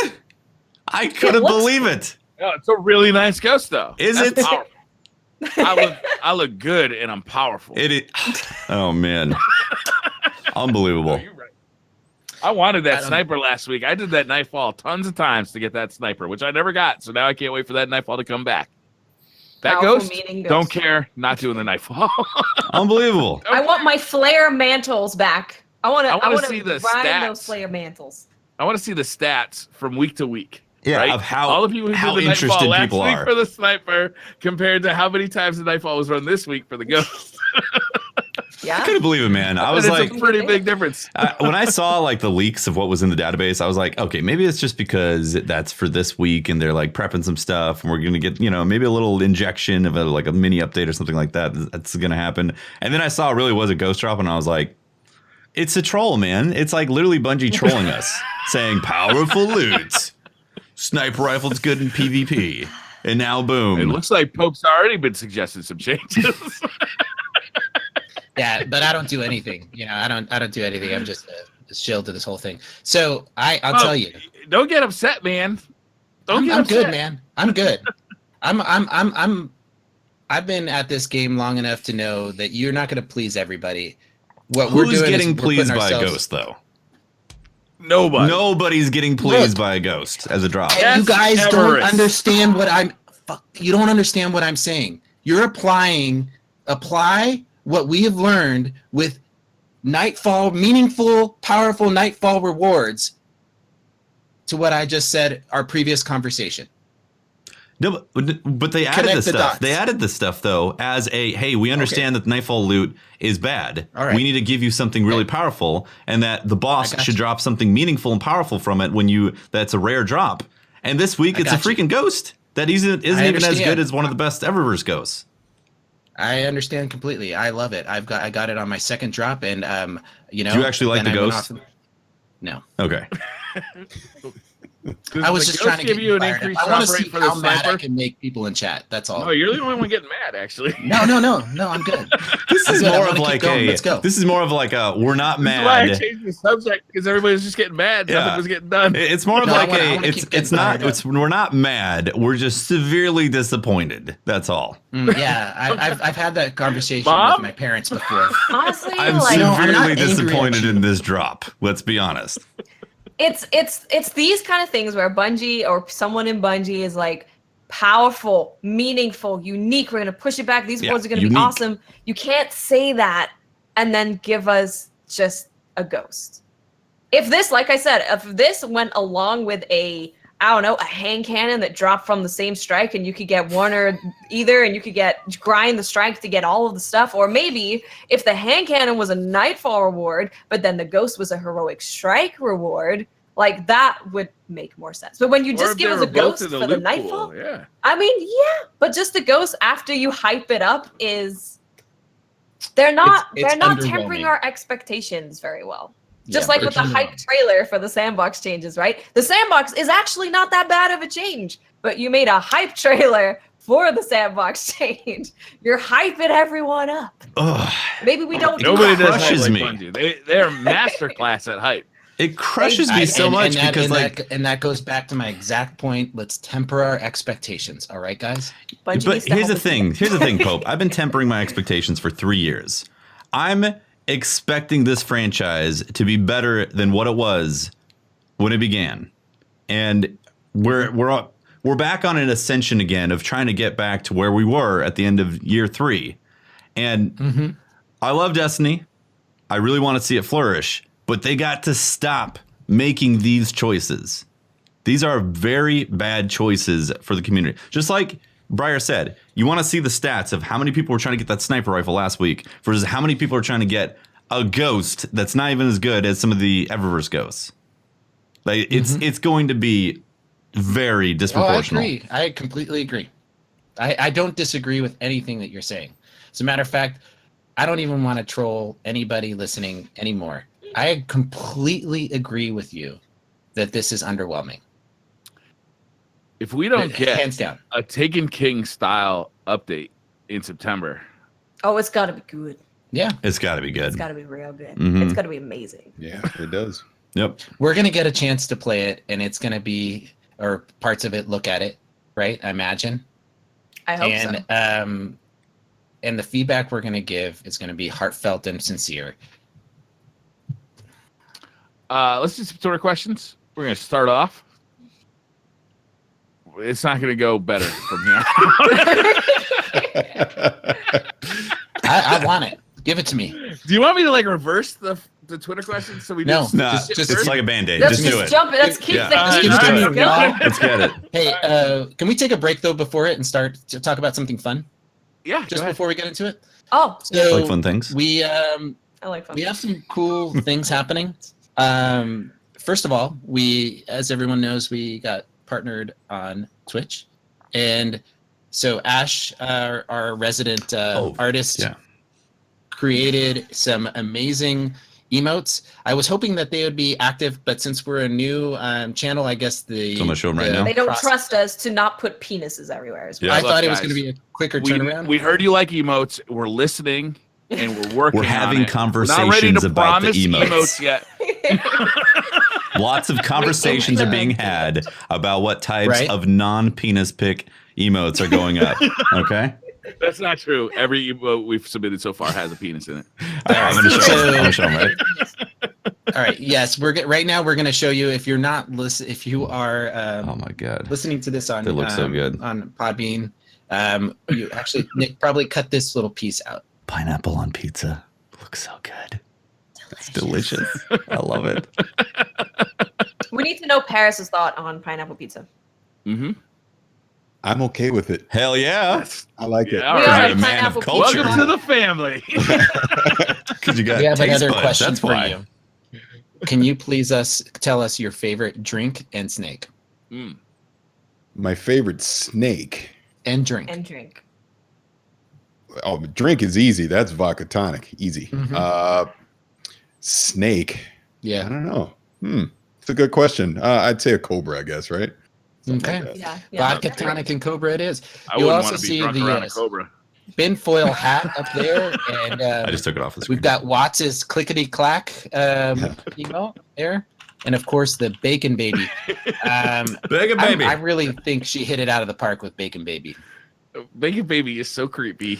I can't wait to use There's it also everywhere. dripping maple Bacon Baby. So so tier 3 even sub worse. gets access to a Bacon Baby that is dripping very creepily with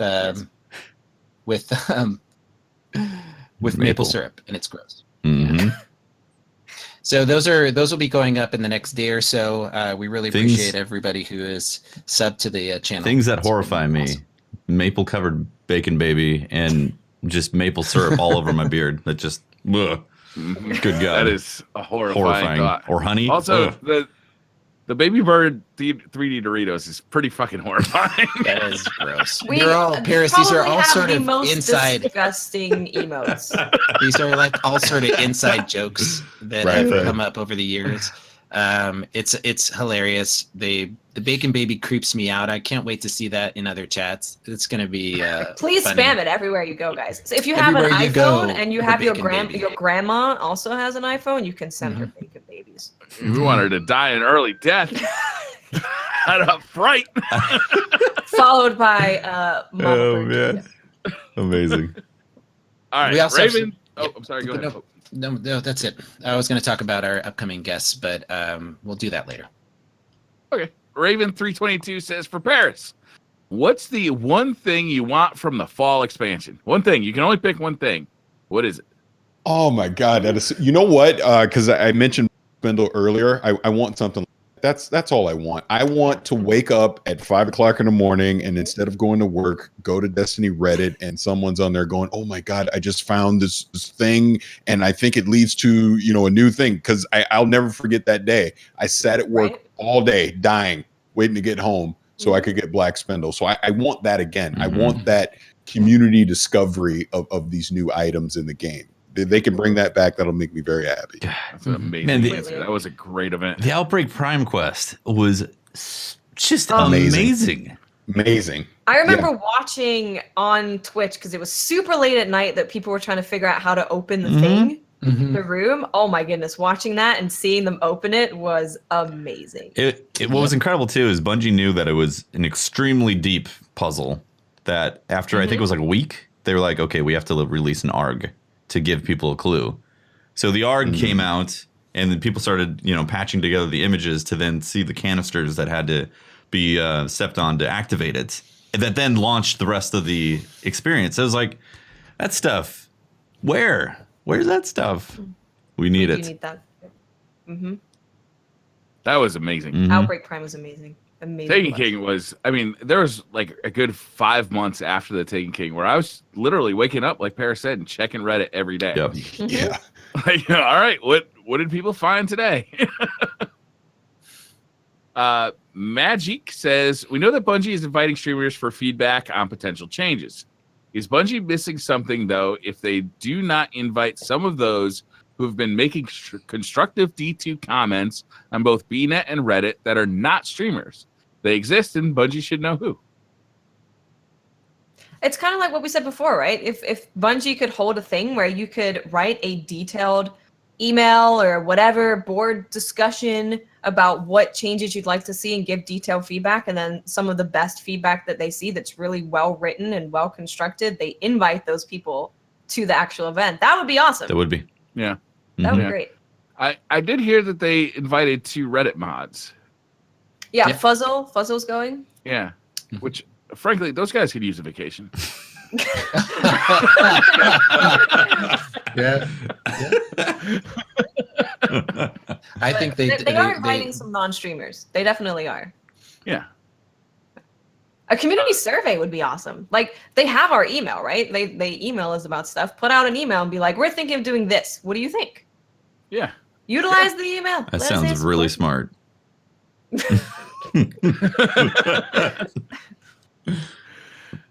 Chris Lenan says, all last week, a common theme would be that we are not getting content quick enough.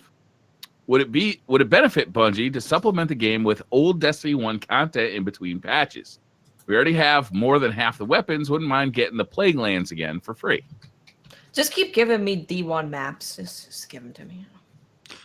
Give them to me. I honestly Give 'em to me. think I think they need to tap into D1 content as free updates You might as continuously, well. like monthly. Yeah, why not? Yeah, why not? Like new More weapons. stuff. Release some of those. There's PvP maps. I mean, they basically have started to do that. Remakes of those PvP maps, but they got all that content. They might as well leverage it. Yeah.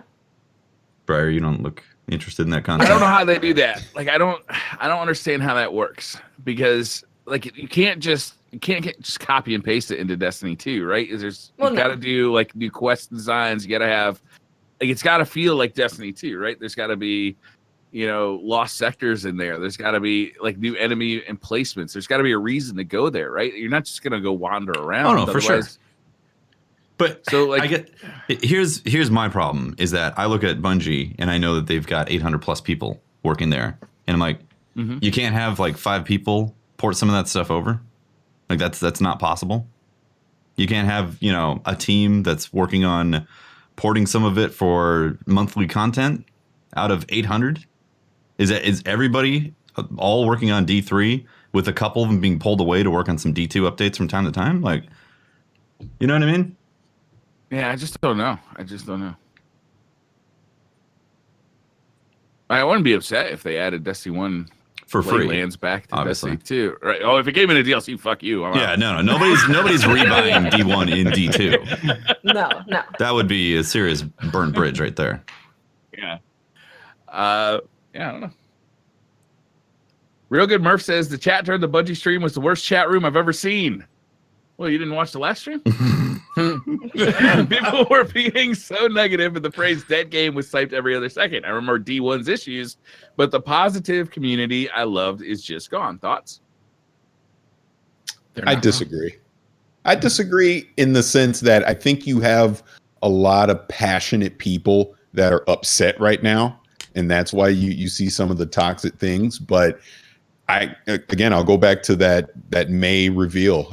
We're all there.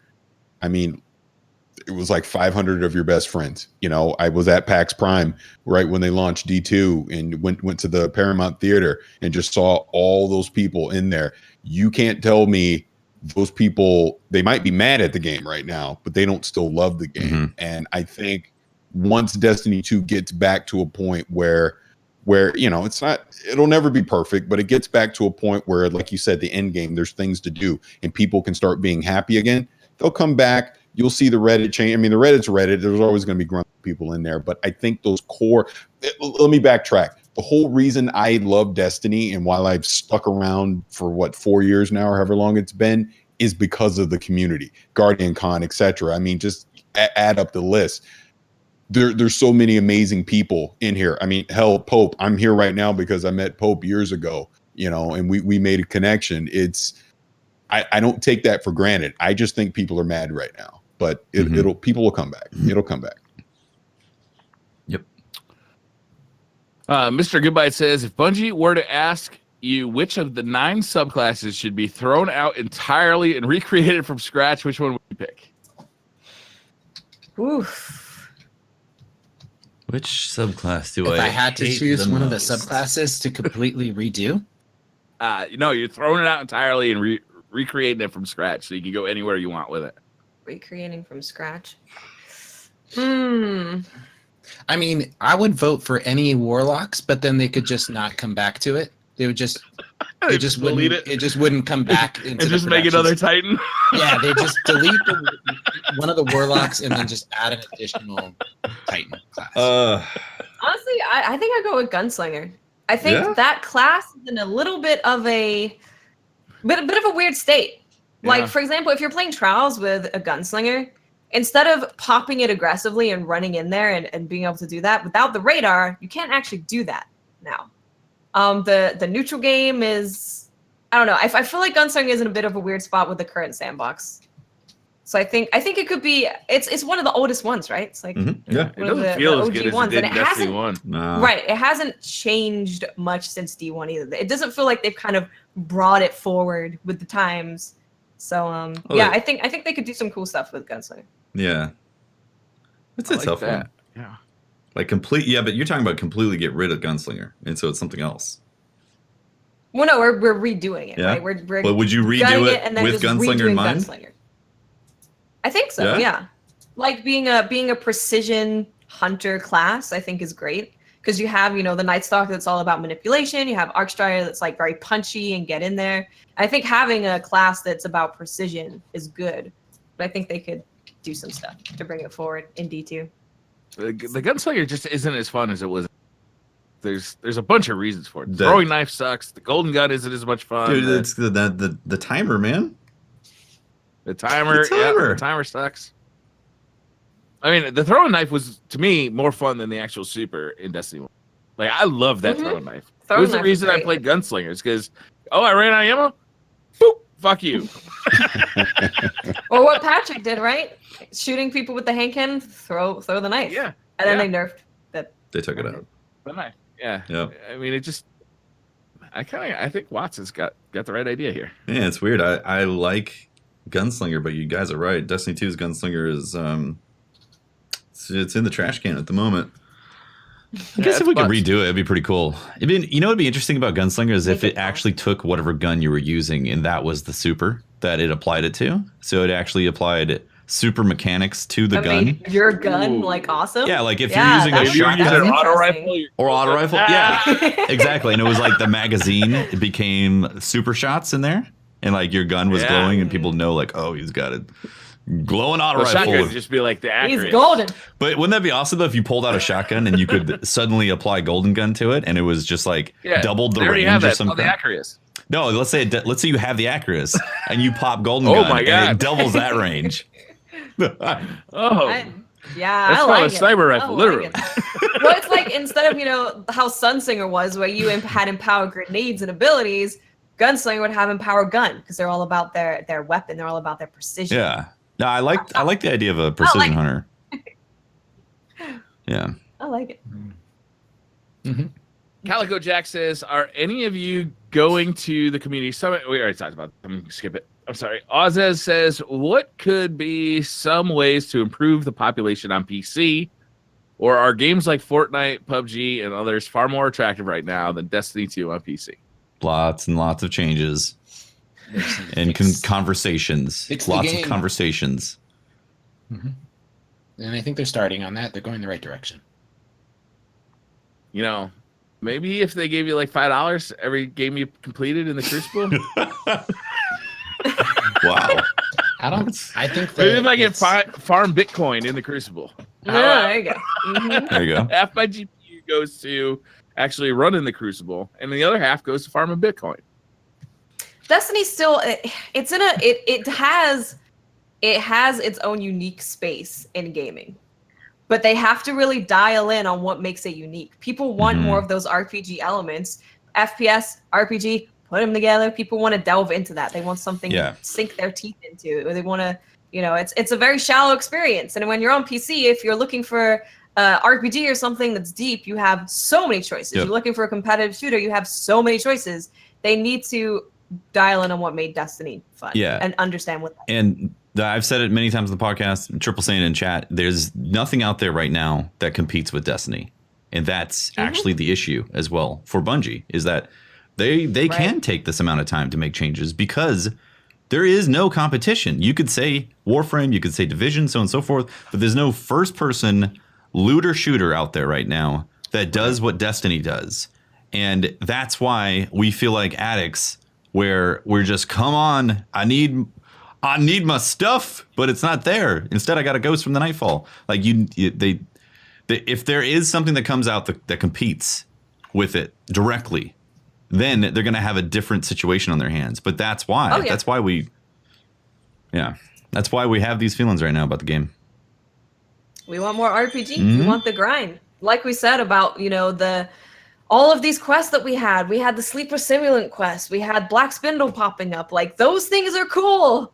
I want more discovery, more mystery, more community getting together and getting excited about something.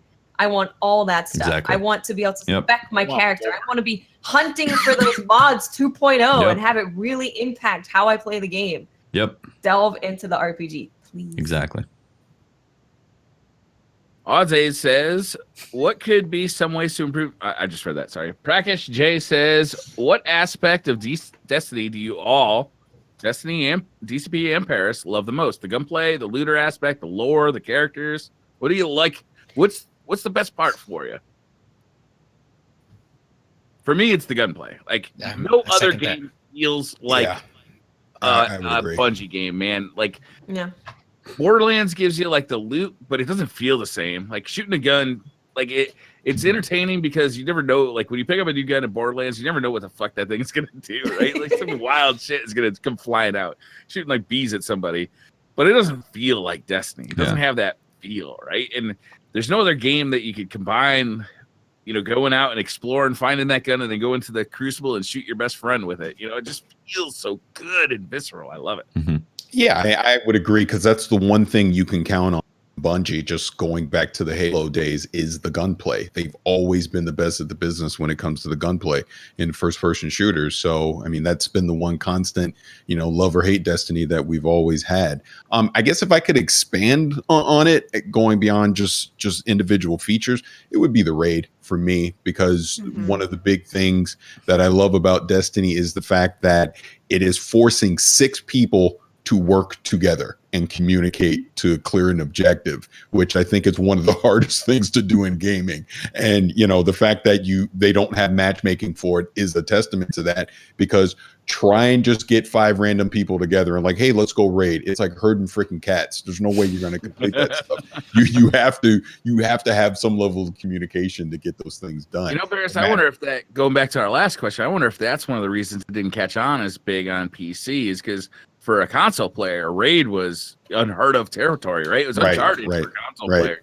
But PC players have been playing, you know, 50-person raids for 15 years. Yeah, exactly. I wonder if there's like a disconnect. Nah, I don't think so, because there wasn't the Vex Mythoclast or the Fatebringer style drops in there. There's Midnight Coup, and there's also Legend Acrius, but they do not have the same type of response when they drop.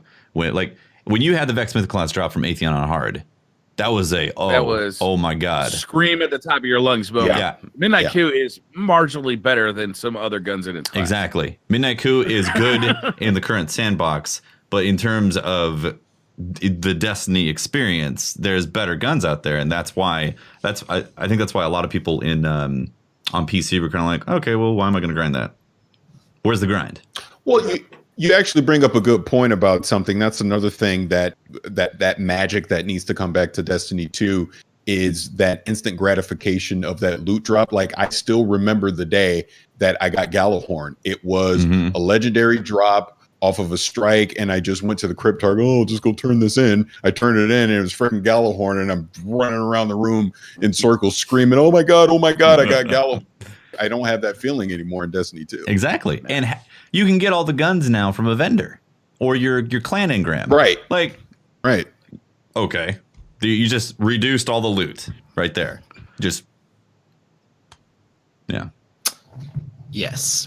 Oh, I was going to say for me, yeah, gunplay for sure. The Bungie nails gunplay 100%. That's why I can come back to it today and play. I could play it tonight and still have a good time because the gunplay has that experience. So, yeah. Doughboy says, so Bungie confirmed they're looking at weapon slots. What do you want to happen? What do you want to happen? Individually, what do you want to happen with the weapon slots?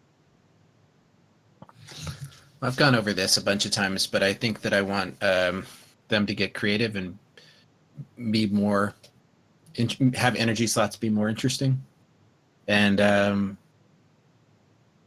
make primaries a little more powerful, and take those, give us more options to move some of those heavy weapons that are in that heavy slot and bring them to the energy slot.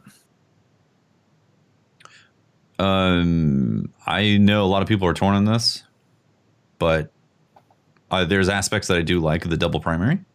So I personally wouldn't mind if they did adopt a fourth weapon slot where rockets or things that go kaboom go into that heavy power type of thing, and even actually some exceptions like Acreus would stay in there as well. So you could have like a weird double shotty type of loadout as well if you wanted. But I think in order to maintain the good parts of the current weapon system, because I know some people are going to be like, it's 100% wrong, you need to drop kick it immediately. I don't necessarily fully believe that. I feel like the double primary is interesting because it's interesting having an SMG and also a scout, or an SMG and a hand cannon, and then also having like a shotty or a sniper, and then your rockets as well, because the rockets are like they're your boss moments or your just in case moments type of thing. Mm-hmm. And so I think it would be interesting. Also, it works in Borderlands as well.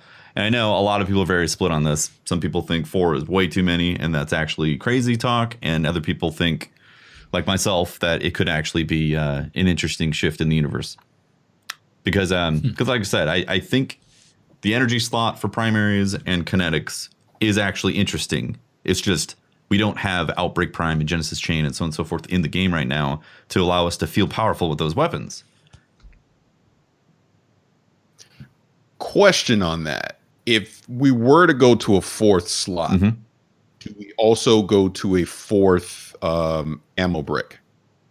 I think they would have to add another ammo brick. Yes. Yeah, yep. I would think so. And it would be an explosives ammo brick. I mean, I'd like to see something along those lines. I mean, like we said previously, I don't want them to just go back to Destiny 1 and just make it that. Let's do something different. It shouldn't stay what it is today, but it needs to be a hybrid of both, I think. And maybe, like you're saying, maybe it is that fourth slot. I'd be willing to give it a try for sure. You know what I like about the fourth slot too is I'm a supporter of the fourth slot too. Is that it's additive, not subtractive. So it's giving us more options, not less options. If they do it, like, it seems like a relatively simple way to do it, right? Is you're basically just splitting up the power ammo as it is now and giving us like a button combo. Poop's laughing over there. I don't mean programmingly simple. I'm talking gameplay simple.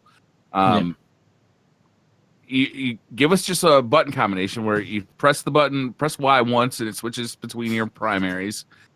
Double tap it to switch over to, like something like a sniper or a shotgun, and hold it down to switch to your power weapon.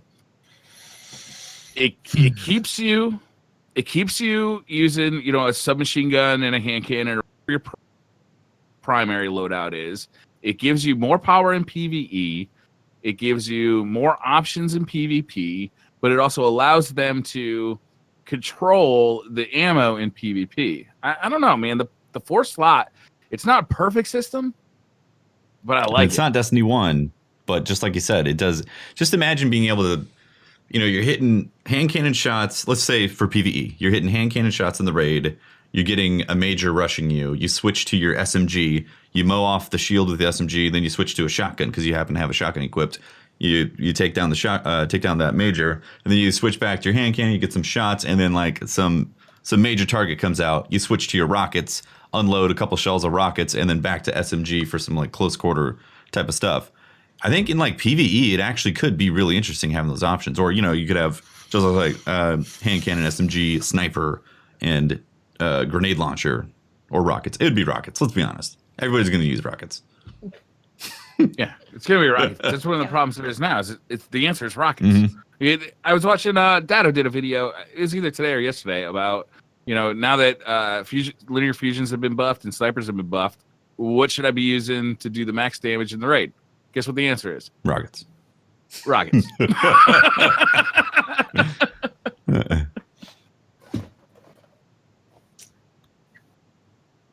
All right, next question, I guess.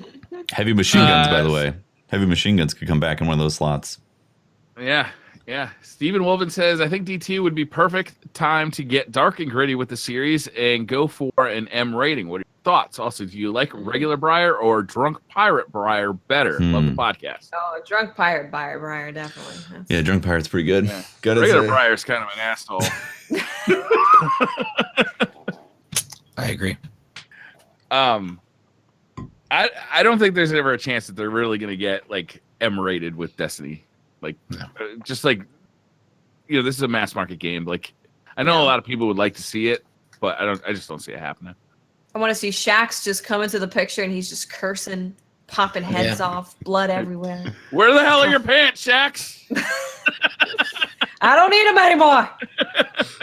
We M-rated, baby. Yeah. When did this turn into Conan? What the fuck is I don't going on think they here? need to be M-rated to go like darker, right? They can go down a dark, mysterious space magic-y path without being M-rated. Yeah. For sure. Yeah, I don't think they need to explore even more or put blood and guts and so on and so forth in the game. I don't think it would add to the experience if I saw like a Dreg have his arm ripped off and then like a bunch of blood is squirting everywhere and then like you decapitate him with your sword or something like that. Like that does actually sound pretty appealing, but I don't think it needs to be in the game in Destiny specifically. There's other games for that too. Yeah. I mean, like Doom would be a perfect example of a game that just nails that kind of aesthetic. Exactly. It's super fun. Mm-hmm. I like that I can play it with my son and I don't have to worry about that. Yeah. And also, that's what I was headshots in gonna say. Destiny are super satisfying with the way it goes. Yeah.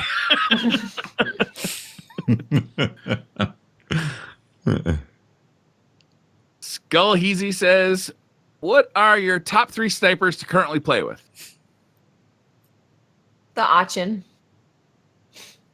The blue sniper. Yeah. That's very good. I mean, like the new Monarchy Maxim. one? Maxim, yep. Maxim is really good. Maxim is good. What is the one? It's like Yedena or Eden. It's a higher impact one that has quick draw on it. Mm. It's a Hake model. Yeah. I can never remember the name of it though. I I use haven't a tried sniper the new one from the Borealis. It's good. I haven't tried the new one from the Nightfall yet because I haven't gotten it, but I heard it's fantastic. Valletta, thank you, chat. I haven't really used a lot of snipers, honestly. Like, if I'm playing PvP and the Accurus is loaded, I could try to get good, which I should try to get good. But at the same time, I've got 4 really easy shots right there. I just point and I click in a general area. And most of the time it connects and deletes somebody out of the game. Yeah. And if I'm rocking Devour, it's even better. So... I don't use snipers very often, so no. It's just, Matthew E. Meyer says, "What are your thoughts on Bungie making time to kill lower for exotics but not legendary?" I think they need to all around. Mm-hmm. Yeah, I agree with Watts. I would agree. Andrew Benson says, "Borderlands 3 gets released this year and Destiny 2 continues to flop on their promises. Will any of you jump ship and switch to Borderlands 3? Love the show." Assuming Borderlands 3 comes out this year? Yeah, which is a lot to assume. I am going to play the crap out of Borderlands 3. Like, there's no future that I can foresee that I do not play Borderlands 3. I built a brand new PC in 2012 specifically for Borderlands 2 when it came out. I put the top graphics card, everything. I was diehard into Borderlands 2 when it came out. And when Borderlands 3 comes out, there is going to be a considerable time investment that happens for me in that game, in that universe. Unless it's bad. I'll play it a lot. Destiny, like we said, right? What keeps us with Destiny? Mm-hmm. The gunplay. Yeah. Like, that is still going to draw me to Destiny. I still remember playing the alpha and the beta and just being so in love with the gunplay and just the gameplay of PvP. And if we can get back to how fun that was, I'm not gonna be able to get that from anywhere else. Yeah, it's true. Sam asks, "Did Holtzman cheat at Golf It?" Yes. Yes. 100%. Yes, he did. Yep. Holland Love says, "Please explain why you guys don't have either Dollar Shave Club or some beard oil as a sponsor." It's I don't know. Watts. She cracks the whip on us. She won't let us do it. We're all very scared of her and intimidated. Yes, Please I send am help. intimidating. Well, I I'm think very Watts turned it down, actually. She got the sponsorship, and she was like, no. They sorry, offered guys. it to me. Yeah. And I was like, Yeah. What am I going to do with this?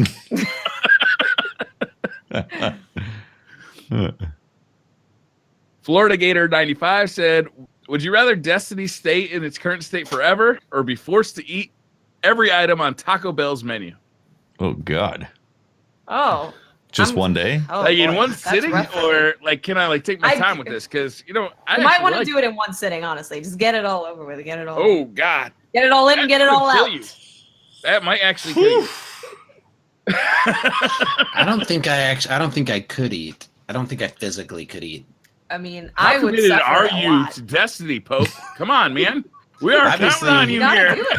You gotta do it. Obviously, I'm not committed enough, to represent the community. If I could eat Taco Bell, like everything on Taco Bell, and Destiny 2 is the best game ever created, the best version of Destiny ever. Gotta do it. You have to. You have to. What, so I'm gluten free. Does that mean I get like a freebie?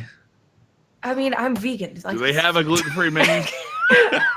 I brought it up first, Watts. Huh? We just gotta do it, I am Tefty. suddenly You're gonna feeling have to very be really gluten-free. sick. It's gonna be fine. I'm actually gluten free. It makes me sick. Come on. All right, Yep, I'll eating it get makes me sick too. for the well-being. Absolutely, I will. If it's one day, and I have to essentially make a whole week or a couple weeks feel awful, that's fine. We'll do it. Yeah. Yeah. Get this man an invite. Yeah. Bungie. In this ridiculous thing, I think, in this ridiculous idea, yes, I would eat all the Taco Bell menu just for the community to support them. There you go. Also, those Yeah. nacho cheesy fries not gluten free because they batter them in wheat. Fuck. Wait, No, I'm not doing it. I'm not eating nacho cheesy. does fries. the Taco Bell Sorry, that we are Destiny. shopping Not at, happening. does it have Baja Blast in its? I think you have to Available. drink Baja Blast in between each bite.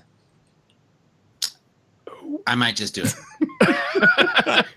I might just do it even without the thing. I will go and I'll let you know how it goes. I'm sorry. Nacho cheese and fries do not mix. I'm sorry. It's not happening. I heard it's delicious.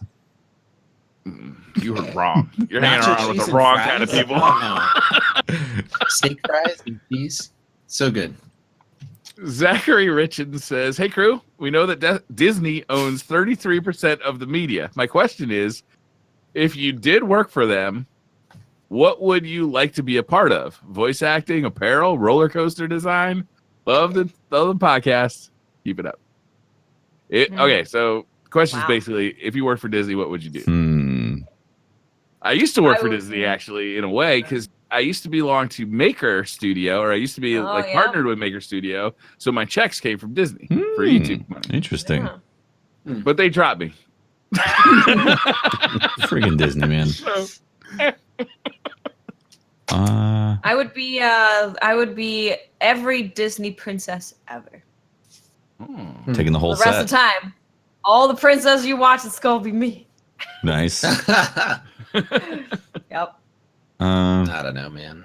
I would like that to Tefty, also you know be it's a Pope's Costa answer. designer. You know you're gonna be a Costa designer. That sounds fantastic. I didn't think You about could that. make Pooh Beach in real life. Oh my god, I would totally design coasters.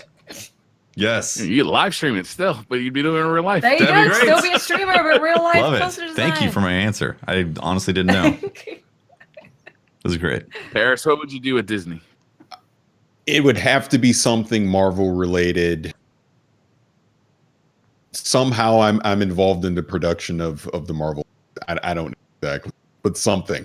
So I had already know how Infinity War ends. That's all I care about. Just like a script reader for errors. You'd be head. Like a Yeah. You'd be head of spoilers. Is what you're saying. Yeah, VP yeah. of spoilers. department. Got it. I'd like to work at the their digital animation studios, and working with the production of the cartoons. I've always been fascinated by them. Like since I was little, the frames and drawing ones, and now the digital ones. Mhm. Yeah. Everything about those. Just I'm in awe of how their talent and abilities. I believe it's called anime. Anime. Anime. Anime. Wow.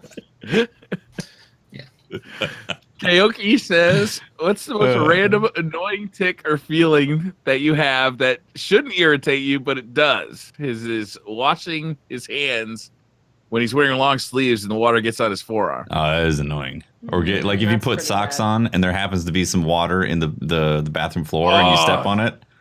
Ugh, No, it's worse when you're walking around the house and somebody like tracked in water. that's bad. So it's just like random. It's not even like a place you should be looking to avoid it.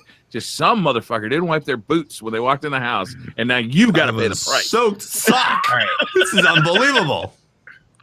I am probably upset more than the average person should when the toilet paper roll is rolled the wrong way. Oh, that's unforgivable crime. Only That the just most kills me. rotten of people would leave It us. is right there. You are just a bad person. If you leave an empty roll of toilet paper after you Yep. leave the bathroom, you're a bad person. You're just bad. I bring everybody. I have an immediate family meeting while I'm still on the toilet.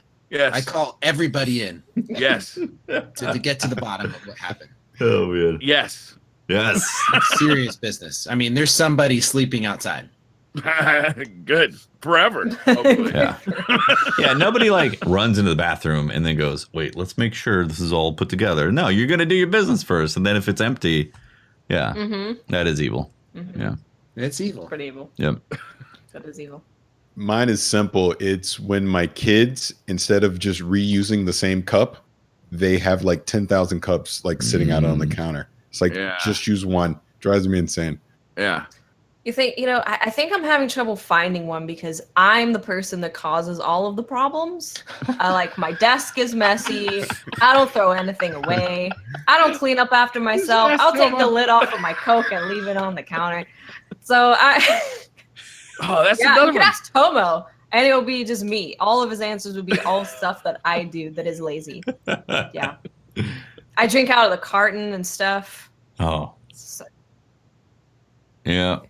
I don't know. I can't think. The one I think that drives me the most crazy, the one Pope already said, man, that is a fucking unforgivable crime against humanity. Like, you got to be a real dirtbag. You know what I'm saying? It's true. I don't do that, at least. Good. Good. You're good. Saved. All right. 2 more left for the night, and then we can all go to bed and be happy. Ringo the Dingo says, if the DCP crew went on a round-the-world trip together, where would everybody want their one stop to be? So everybody gets to choose one stop. Where's your stop? And Parris, you gotta answer for this too. So you're gonna go on a trip with us. Everybody gets to choose one stop. Okay. Where's your stop? Yeah. Who's starting the journey? Yeah. Oh, I am. Okay. Well, of course I would stop in Paris, right? Nice. The city named after Okay. you. Nice. I love it. Sounds like a I good trip love it. already. All right. I've never been. That sounds great. All right. We're gonna need to stop in somewhere in Australia to visit the other half of this podcast. Good. Put, Yeah. that's well, put me terrifying. in a bubble first. Yeah. I'm not gonna die out there. I No, know. we're gonna I go. definitely need a We're gonna bubble suit. gather everybody in Australia, and we're gonna go. We're gonna go deep. We're gonna go scuba diving on the Great Barrier Reef as a Huh. extended family Wow. for like a week. So we're gonna get eaten by sharks. I think Yes, Awesome. and My one of us stop- will have to. Yep, go. my go stop to is going to be Outback. Patrick's house, and Oh, we're thanks. all going to be house guests for a week. Oh Jesus! I think he'd love it. Yeah. That sounds awesome. I don't know if I could handle Patrick for a week. I'd say after You we're know done. that guy walks around without his underwear on. Like he walks around naked, and he's not going to change anything he does at all. Actually, this may be more a punishment for us. I was imagining it being torture for Patrick, but actually, now that I really think about it, I'm gonna double down in Seattle, and then after we're done at Patrick's place, we're gonna go right over to Dato's place. Okay. Which is All right. also Yeah. Triple's place. So we're just Perfect. crashing everybody. all It's right. great. Crashing. Yep. Sounds good.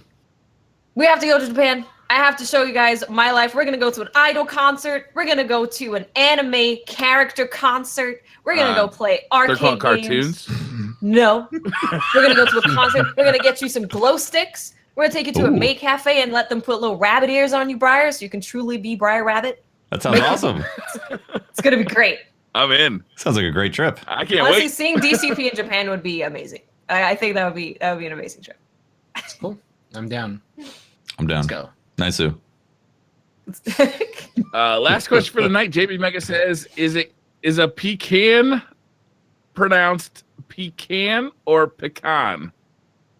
I usually say pecans. What about pecan? Pecan. What about pecan? Yeah, that's a third. I usually say pecans. I'm from the South. It's pecan. I think it depends on if I'm reading it or saying it from memory. I think I say pecan. I don't even know what I say. Yeah, it's like It depends it's if like a you're switch trying it. to rhyme it with Rican. So if you're trying to rhyme it with Rican, then you gotta go pecan. What?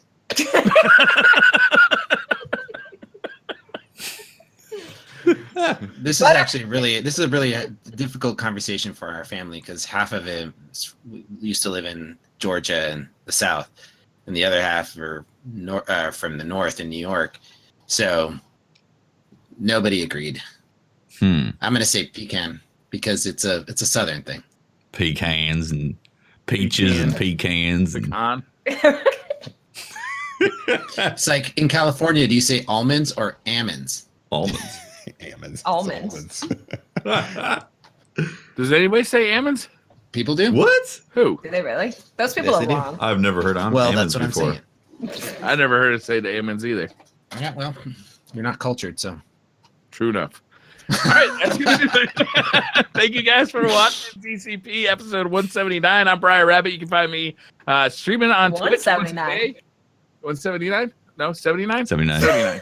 How We're many of not these things have we done? 79. We're not in the 100s yet. Well, I mean, we We are are. technically about 179 right now, I think.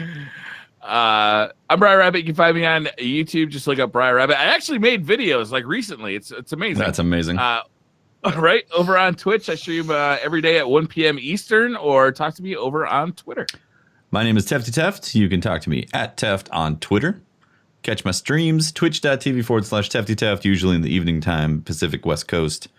And I do have a Twitch channel. I mean, a YouTube channel. My bad. Twitch channel. Twitch, YouTube. Have one of- I have those things that people watch. And I am Miss 5000 Watts. You can find me on Twitter, Twitch, and YouTube at Miss 5000 Watts. Parris? And I'm Parris. Thank you guys for having me again. And you can find me on Twitter at Vicious696. And you can find our podcast, gamertagradio.com. And this is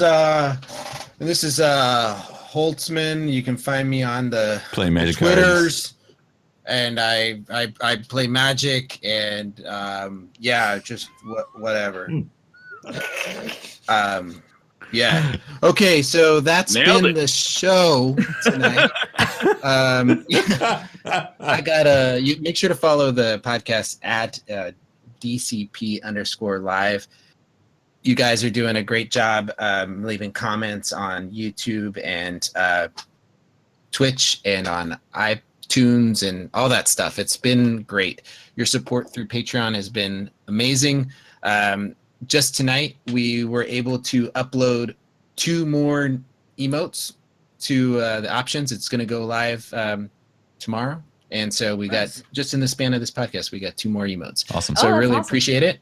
Thank you guys. You should see a dead cat read. Dead cat one is available now, and so is a pineapple pizza one. So The best. You guys are gonna love sounds delicious. Delicious. I'm talking It about does the cat. look delicious. It's juicy. Juicy. So anyway, thank you guys very much. Your support means the world to us. Make sure you check out our YouTube channel. The links are in the description, and we've been putting up some Let's Plays, and we are doing one every week. They're still going up on everybody's channel, so you can go to Tefty's and Briar's and Watts and Patrick's channel, and but at a certain point they'll stop being shown there, and they'll go on to our YouTube. So make sure you go Consolidate. show some follow love there. But other than that, we've got some great guests coming up next week. We are looking at. I had it up and ready to go, and now I don't. Why? Lori. Why? Next week we have Lori Pops. I'm so sorry. I knew that. Lori is coming on. She's in the United States now. She's married. Just got married. She just got married. It's We're really exciting time. excited to talk to her. We are not going to have a guest the week after that because we will be doing some sort of arrangement for half the podcast will be in at. I think me and Tepsi get the week off. I think that's what that means. Vacation. That'll actually be my first Here week we off. go. It's like I actually haven't missed a podcast. No, you have never missed a podcast. You are our most faithful host. And we have a pretty interesting addition to our show on the 26th. Josh Hamrick will be joining us. The Josh Hamrick? From the Josh The Hamrick. Josh from Bungie. So we are going to have a great show lined up for you this month. So make sure to come and hang out. And Awesome. Be there. Thanks for watching, guys. We're going to show the end screen and then read out subs after that. Bye. Bye. Bye.